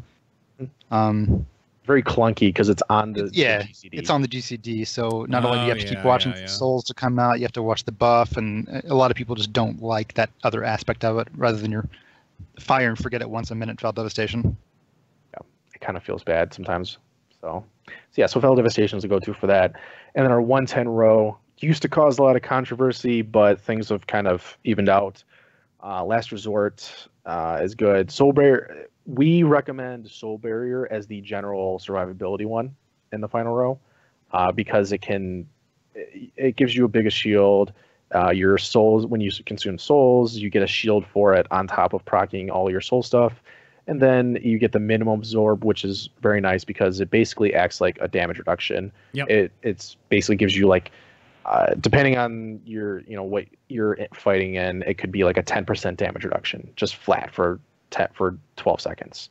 It's very good all-purpose. Yeah, it's good for magic. It's good for physical. It's good for multi-add. It's good for big hits, like using as like a major cooldown for that. So it's good for everything. Demonic Confusion is good for DPS. We use that in conjunction with Razor Spikes mainly for the damage side. And then Last Resort is still good for very specific scenarios, like if you need that huge thing, or like a Fel Lash on Spellblade or something like that, where you're going to get like a massive damage spike and you want the tank to solo soak it. Like Last Resort can still do that. It still performs well. And in rating, the nerf, because it used to be 3 seconds and now 3 minute CD on it, and now it's 8 minutes. In rating, it's not that big of a deal because you generally only procced it once a fight anyways. Sure. So in rating, it wasn't that big of a nerf. The nerf was mainly for Mythic Plus because you could chain, you could do Last Resort regular meta or Last Resort regular meta and just, chain full stupid amounts of... every other third pull or whatever, you just pull everything you could see in sight and just pop Last Resort on purpose. And so that's what caused Last Resort to get nerfed, but in rating, it's still good. So Razor Spikes, Burning Alive, Flame Crash, Fracture, Conch, Sigils, Fel Devastation, and Soul Barrier are the general go-tos for how most people will spec into the rating. And honestly, the only real change from this, DPS-wise, is you'll choose Demonic Confusion over Soul Barrier. That's pretty much it.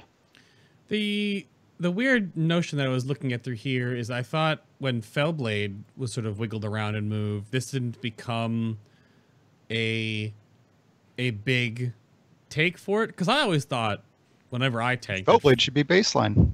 Well, let's say even.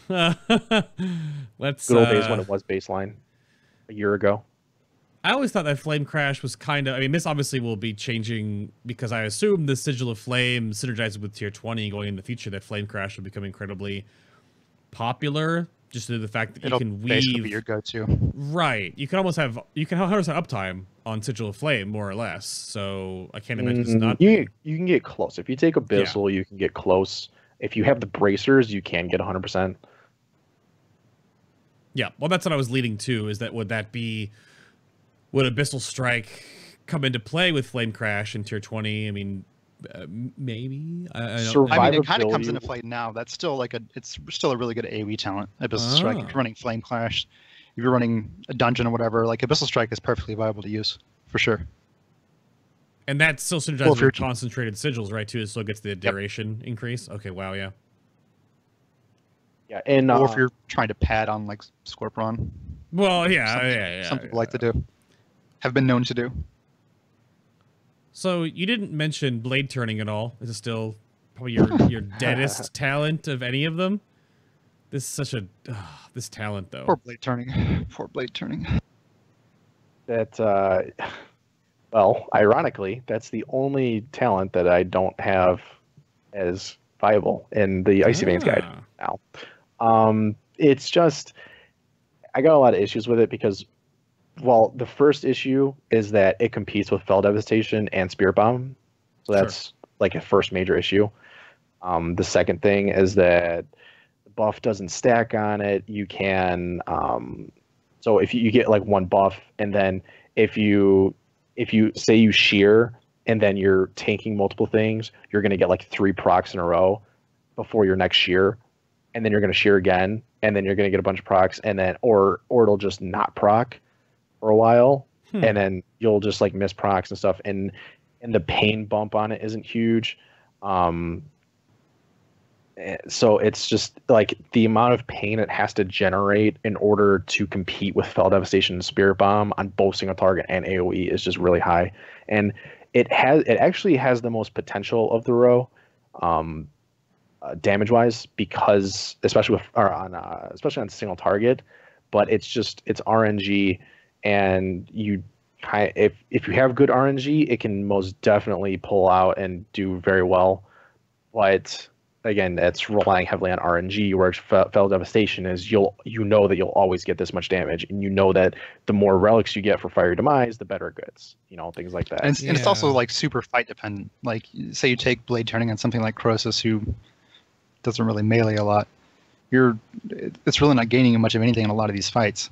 So right. I mean it's situationally okay. Like I guess if you're tanking Bloods on Tichondrius or whatever, a lot of ads hitting you, you're probably going to get a lot of pain income from that, but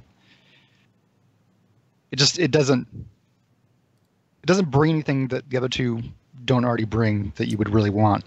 Right. I've always thought the biggest benefit of Fell Devastation 2 was that it was a pretty beautiful talent in the fact that it's one of the few talents that you sort of see in the tanks, at any of the tanks, that actually baseline is not only a DPS button, which is useful in some situations, obviously, and then also it has its own healing and damage sort of mitigation component as well. But then because of how Charred Warblades and Fiery Brand and all that stuff works out together, and how the Fiery Demise trait works, that it has a lot of stacking synergies. So it's always been this really crazy front runner, and it used to be your 110 talent tier, if I'm not mistaken, right? That it used to be down there, and it was hard to not only take that at a point. So it just becomes even more better because because if you take Fracture, and that's what I was looking at too when I was doing all my beta testing. I was like, okay, well if you take Razor Spikes, that synergizes with a Fracture, that looks good to me too. You've got your basic stuff, and what if you take Fellblade as well? But then you take Fell Eruption or Fellblade, but then you got Spirit Bomb to work in, then you got Soul Barrier uptime to pay attention to. There's also a point where I thought Vengeance got a little bit of that button bloat problem, where it had way too many buttons. What do I hit? I don't want to say complaint. Some people really enjoy that extra intricate gameplay, and other people don't like the amount of buttons you have to press. I see people complain about it all the time. Like, there's just too many damn buttons that I have to be keeping track of. There's just so many. Of the tanks, we still have one of the most amount of buttons, if not the most, and our talents can add more. And honestly, that was part of the thing that they tried to solve, was Fellblade. A lot of people don't know it, but Fellblade was actually baseline in the beginning. Mm-hmm. Fracture never was, but Fellblade was, and they incorporated some of those into the talents. And actually, in the beginning of beta, Delimit, you probably remember, they actually redid pretty much our entire talent system, like our talent order. They moved around almost our entire talent thing, and they got rid of half the talents. So there's a lot of talents that we used to have that were actually better than a lot of the talents that we have right now. So, but I mean, I feel like overall they kind of did an okay job balance-wise, because so many of our every one of our rows has at least 2 options, if not all 3 options are viable. So we have that going for us, and I mean they're all very situation dependent. they're still the go-to, like what I told you. That's Mhm. pretty much what people run for 95% of the content.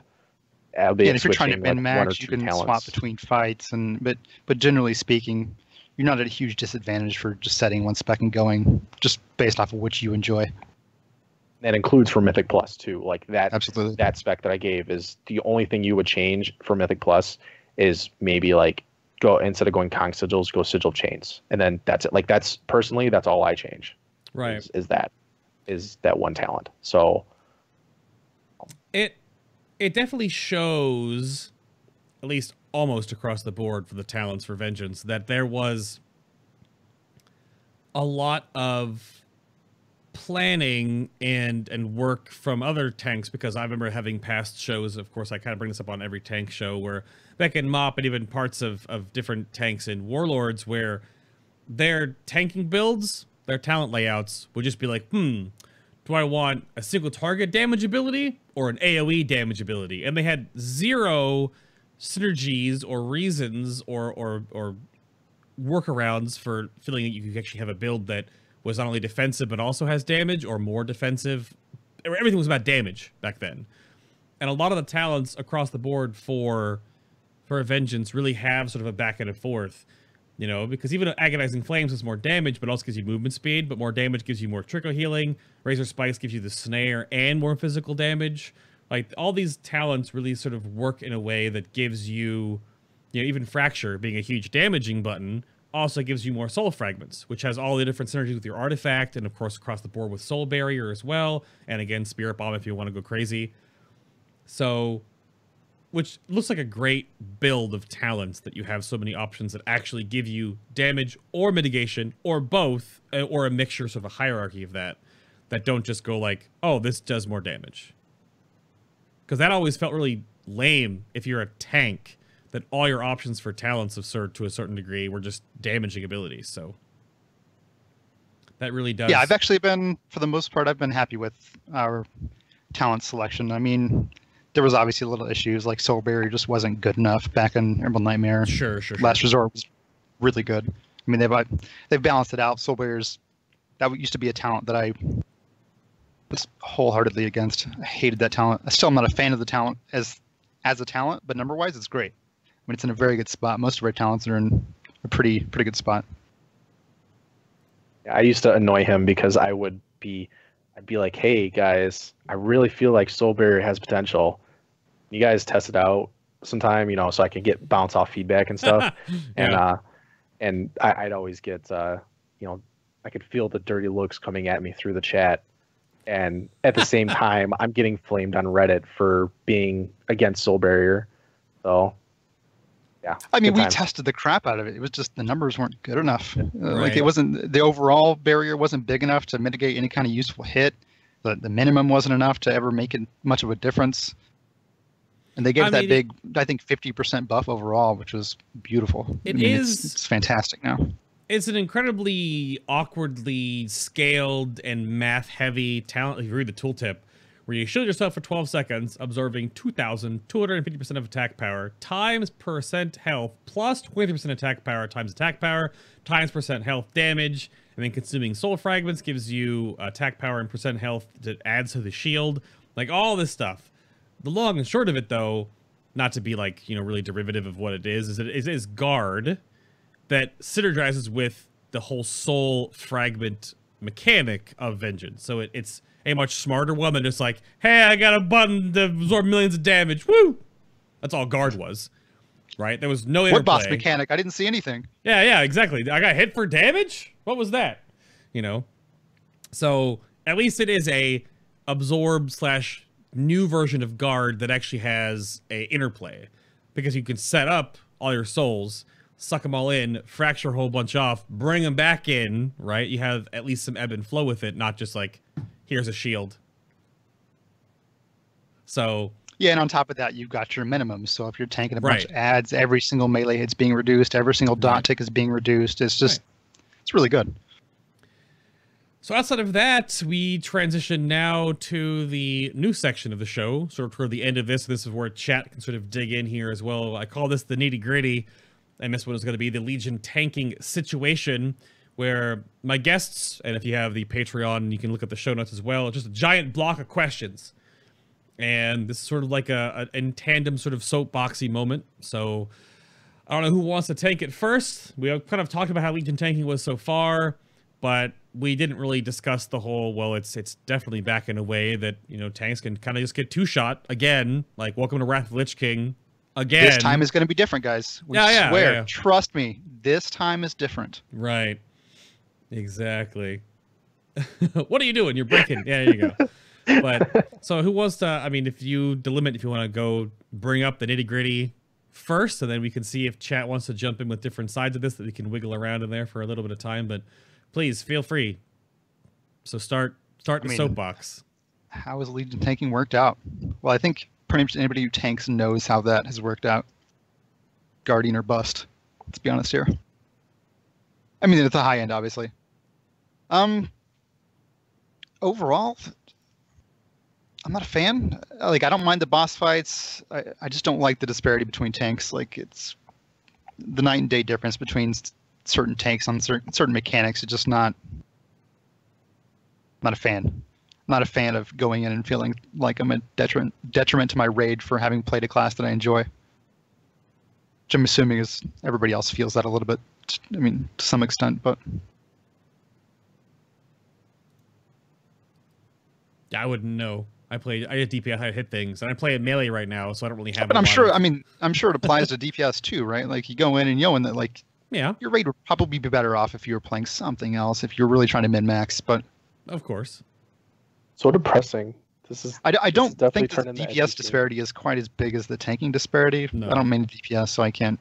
Right. Don't say that 100%, but as far as I can tell, that's basically, they're much closer than tanks are currently. Mm-hmm. And it seems like they've finally acknowledged it after 6 months of us complaining about it and all the months of beta of us basically saying this is exactly how it's going to be. Like, none of this stuff that we're finding out now or that Blizzard's acknowledging is new information. Like, we've known about all this for a long time. I mean, we knew back in beta that when we were testing Nighthold that Croesus was going to wreck Demon Hunters. We just didn't have the magic resist uptime to handle a fight that has 100% uptime of magic damage. It didn't exist. And we got nothing for it until 3 months into the raid. Yeah, and then in a way, the only way that they've buffed protection warriors in that regard, there was a little bit of a tweak to spell reflect only through their artifact though. But then if you have the legendary belt, you get more demo shout. That's it.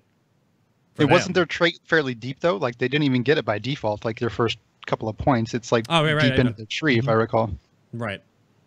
Yeah, it's not like a baseline improvement. It's like well, you've struggled this far, now have something here. So, because that was definitely a problem. I mean, they've talked about this. There have been a few blue posts about the magic damage in the Nighthold. So we'll see if that changes.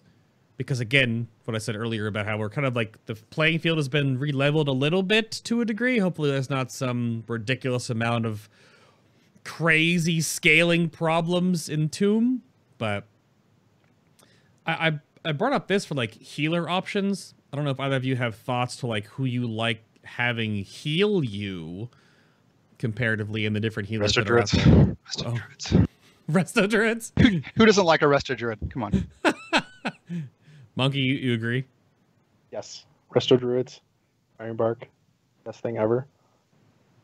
Having those hots to fill in your gaps between your self healing is just fantastic. I mean, it fits that playstyle so much better than somebody taking a second and a half to bomb heal you, but you could have healed yourself in between that cast. Right. Obviously, it works in sync like a paladin, but you get your Resto Druids and Holy Paladin are my top two. Yeah, like for sure. You're slipping away from us, Munkky. You're like a floating head now. Hello. Goodness. I mean, what do you have to add to the nitty-gritty topic, though, Munkky? You've been a little quiet so far. Where's your side of this? I talk too much. Anyway. You're on a show to talk, so please. Yeah, no, I agree with him. I mean, we have a lot of the same mentality on how things go and should be. And I do agree. I mean, we talked about it earlier. You know, we were one of the bottom 2 tanks DPS wise. We have been the entire expansion. Blood DKs, you know, we hold strong, brothers. Hold strong. Yeah, I was just gonna say the same thing. Like, you know, we're at the bottom of Blood DKs. We can put out in dungeons and stuff, and they're finally took them long enough, but I mean, they're finally starting to notice. You know, like we said earlier, that the damage mitigation buff that they just gave us, we've been asking for that since they nerfed us in beta last August or July, something like that, when they did that armor nerf. Like, we've been asking for this fix since then. They're finally starting to get into it and notice some of the issues with it. So, like I said earlier, I'm really positive for the future. I think you're going to do well with it. As far as the overall tanking meta, it does kind of feel bad. Like, I leveled up a monk for Kib runs him and his girlfriend, they run like an alt heroic group on Saturday nights, and so I was tanking with them on my Demon Hunter, and then I transferred it over to an actual Mythic group, and so I wanted to play with them still, so I leveled a monk. Well, I went in there with my monk that was 30 eye levels lower, doing almost as much damage and taking a fraction of the damage, or at least my health bar was moving a fraction of the amount at such a huge eye level disparity. And I had no experience with the class, very little. I refused to even read the guides. I wanted to play it super casually and, you know, just have a beer raid and stuff, you know, because it's an alt group. And I'm like, I know very little about what I'm doing here, but it's so easy to play. And I'm like, I'm taking so little damage comparative to it, to my Demon Hunter, my main, that, you know, I've put all this time and effort into learning and making, you know, min-maxing and all that. And it just kind of, that was kind of the wake-up call for me to say that the disparity is very big and very noticeable. And, you know, everybody QQs because bears are OP, and Blizzard has already said they're not going to nerf them into the ground like everybody wants, and they're going to be in that OP state the rest of the expansion. And monks are OP because of stagger, and they're getting some changes. We'll see how that goes. But I'm not for. I'm more of buff us instead of nerfing them. Sure. So a lot of people, I mean, my main ult is a Guardian Druid. Please don't nerf them into the ground. But I would be I would be kidding myself if I were a Guardian Druid main and didn't think that something needed to be done. You know what I'm saying? Like, you kind of Yeah. If you don't think that, then you probably haven't played the other classes at the same mythic level. There's a very definite disparity when you're trying to do the same activity on both, and you're like, why does this feel infinitely easier on this class over this class? Well, I mean, even mythic strats, like, look at how many bosses can be carried by a boss, or I'm sorry, by one tank. If one tank is a druid or a bear or a monk, they can take all of the major damaging abilities, or the majority of the damaging stuff, like Annihilate or Bonds or whatever, and, you know, they can take those big hits, and then all the other tank has to do is taunt for sometimes. They're basically a DPS that sometimes taunts, and that until the other tank can, you know, take the boss back or whatever. So it's as long as you have one of those two quote unquote OP tanks, you know, you can still get by, you can still get ahead, but it's just the fact of that's able to happen, that you can literally have one tank carry in a mythic progression setting. Like, I can understand like a normal or even a heroic, but like in a mythic progression, like, the fact that can happen is just, it shows the disparity in the tank balance, or and partially how the mechanics of the bosses are for tanks. Yeah, we're about to go into Druid History Month, as I'll plug at the end of the show that the next 4 shows will be Druid. I'm not sure exactly what's next Sunday, but at some point in time this month we will talk to 2 Guardian Druids, so we'll have to see what they're the next tank that's up anyway. So we'll have to see what they say, sitting in the hot seat, talking about what their perspective from the inside looking out looks like from them. But it'll be interesting. And it brought up in chat, Unsung brought up a question, with the tanking disparity like it is now, as we've been talking about, and other than nerf Guardians, which you've both said isn't the case. So what changes would you suggest to try and balance the tanks? From my perspective, I would say that our self-healing as a Avenged Demon Hunter probably should be brought up a little bit. I play Guardian Druid as an alt, and it's really awkward whenever I play my Druid and I take a big spike damage and I frenzy regen like a huge amount of that back up, and I think to myself, that was a bigger heal than I can possibly heal myself with a self-healing tank. Is a spike recovery who was also more spiky. So, just I think that off the top of my head, like my biggest soul cleave on a crit is only 1.4 million ish. That's with a crit. That's full big heal on a 6.2 million health pool, which is drops in buckets, and you're just getting hit immediately for that kind of damage right back down again. Yeah, and it feels like you're never able to actually self-recover, really. Now, if you're with an AP-based healing, which is good for doing that farming content, those mythic pluses and stuff like that, where that's enough to carry you through that. But when you take that big spike damage from a boss, it does nothing to help you. It's you more get that of little bit of heal, but you're not. There's no scaling to it that helps you recover from that. It's kind of whereas, say, like a frenzied regen is damage taken, Death Strike or whatever is damage taken. What's that, Munkky? Go ahead. I was going to say it's kind of the issue that DK has, where they're better on farm than progress because of, like you said, with the AP scaling of it, as opposed to the damage reduction or the damage thing. So it's kind of how DKs used to be, where we're better on farm as opposed to on progress, because like a Druid, like you said, for Druid, I mean, I hate comparing to Druid because Druid are in such a good state right now. But like you said, they scale with their damage taken. So if you do the hard mythic bosses, you're going to heal for more because you're tanking that mythic boss. Whereas with us, they and people don't notice it, but they did. Every tank has the quote-unquote the resolve mechanic. So if you remember resolve from WoD, it was, you take damage, you get more healing, or you get to heal more. Well, every tank has that in a way. So for us, the way we do that is we get pain from damage taken. So we take more damage, we get more pain, which means we soul cleave more.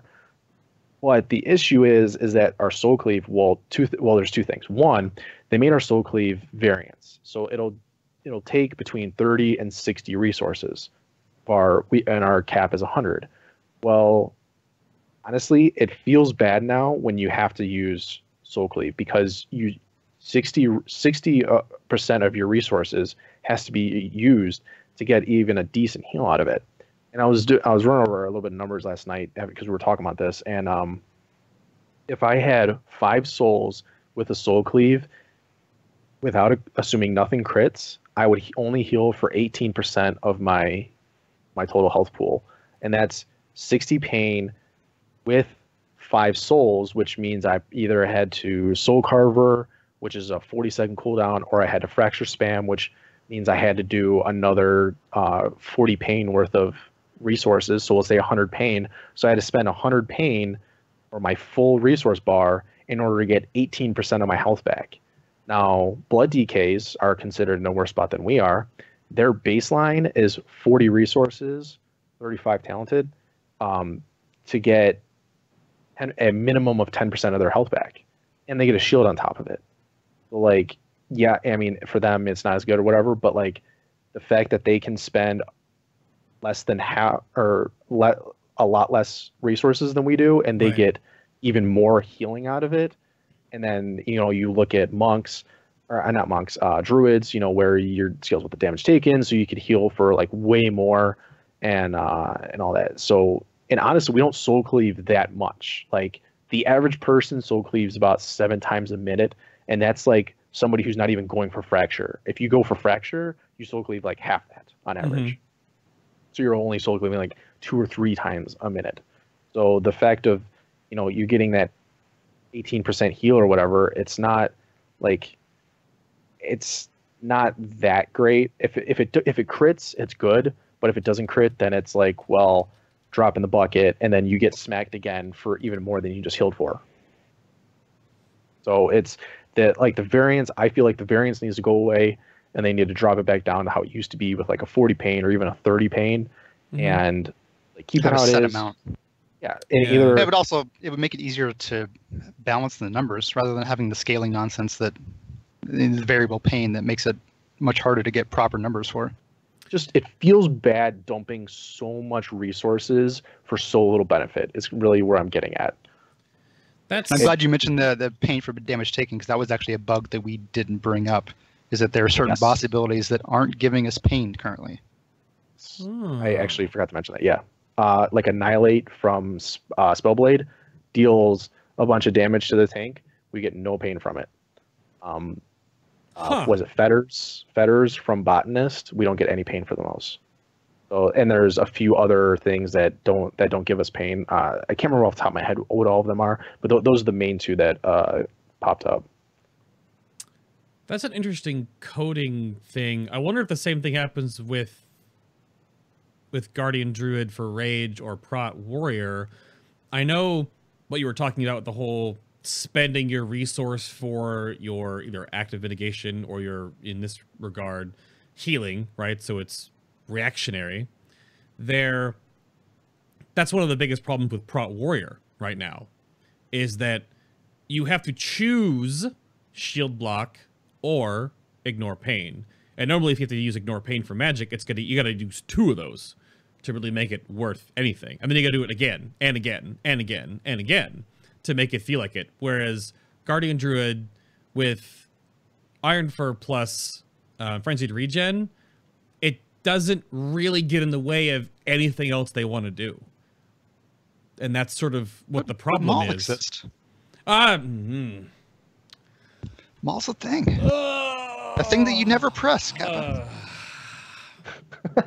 Poor Maul. Poor kicked around Maul. Yeah.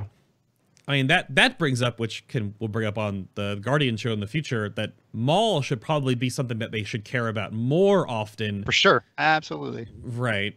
Because then that would give them this, do I spend on Maul or my Mark of Ursol or my Iron Fur or something like that regard. But they don't care about it at all right now. You don't even worry about it.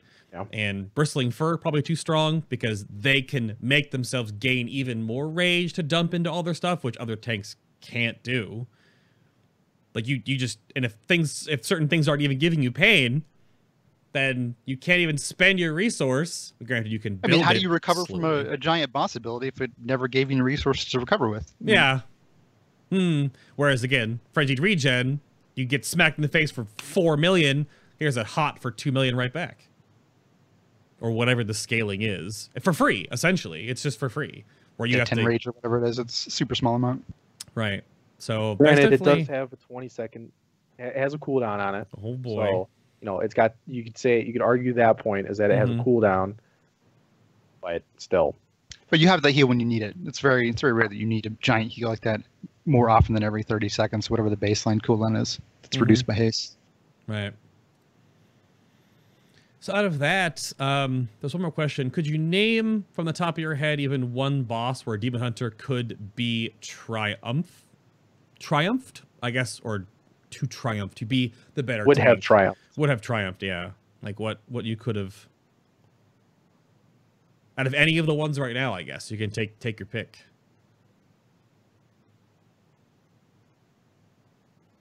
I'm trying to think of one that Vintage Demon Hunter does better than my Guardian Ult does, and I don't think there is one.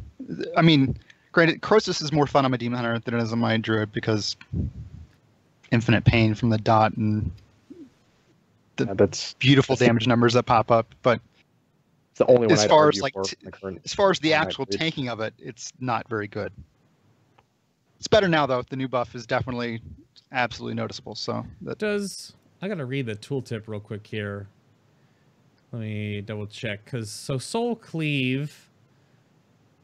Yeah, so it deals physical damage and heals yourself for up to 1,100% of your attack power based on pain spent. So of course, 60 pain gives you the most heal. So yeah, the heal doesn't even scale with hitting more targets. It's not consumption, right? Like the blood decay artifact ability. So that doesn't. So yeah, it doesn't even matter. Yeah, it's just a linear scale from 30 to 60 pain, just flat numbers. There's no modifier to it for number of targets hit or damage taken or anything. Flat AP. The quote-unquote scaling on it would be, you could argue, is like I said, the pain and then souls. fact that you can get 5 souls from it, you get the heal, and then you get the Painbringer afterwards. Versatility's flat heal would increase the heal too, right? It gets multiplied by versatility, I assume, on the back end. I'm pretty sure, yeah. But that, And even I'm looking at Shattered Souls, Soul Fragments. They heal you for attack power based health as well. 250%, I think, per. 2,125 on the tooltip. So. No, that's the big one. There's two, right? We get the big soul boy from killing an item or killing a mob, and then you've got the small one that we generate. Yeah, I believe we got greater souls if we got greater souls instead, be awesome. Yeah. There's no way for me to look at a tooltip for the small one without digging it up in the database, so I can't find that one. Off the top of my head, it's like 250%. Actually, yeah, I'm pretty sure sheer. It's 250 per. It's in the sheer tooltip. Actually, yeah, you'll see it in the sheer tooltip for the souls generated. Oh, that's right. Oh, yeah, 250% attack power. It's so weird that everything scales off attack power. Which is great when things don't hit hard enough to overwrite that amount of attack power healing that you're getting, but... Right. It feels like if it was going to be all this attack power based healing to make it sort of an aggressive tank, right? Then they would have given maybe more mastery scaling to your attack power side, that you actually get more attack power to heal yourself, because the reason why you guys stack so much versatility over top of it is because it's a flat modifier everything versus the slow scale. It's reliable. I mean, especially with something like Nighthold, where the majority of the bosses have some form of magic damage. Mastery does nothing for that, except for obviously the attack power healing, but it's not enough to justify front-loading it. We'll have to wait and see. Was there anything else you guys wanted to bring up, or tips or tricks or little things you wanted to leave the Vengeance community with before we get out of here? I'll go over Delimit. You can have the floor real quick here. What you got? Anything? I think that about covered it. Munkky? Anything? Yeah, not much. We did want to say that I'm currently working on a post right now. I'm trying to put a collection together of various bugs and things wrong with the class, and I was hoping to get it done before this, but I've been so busy between work and working on the guide and getting that things updated. I've been working on some stuff for 7.2 and whatnot. So I didn't get a chance to actually put that together, but I want to put together like a full thing of like changes that we should get and whatnot, and I'll be putting up in the Discord. So if you're in the Discord, you'll be able to see that and work with us on that. And actually, after this, Delimit and I are gonna do like a Q&A thing.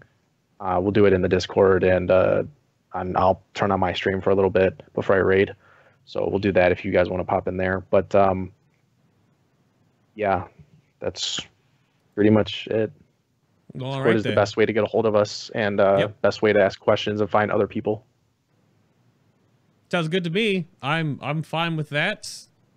And there's some more questions that are popping up in chat, but again, you can check them out in their Discord Q&A. That's going to go on shortly, but I'm going to hit the button.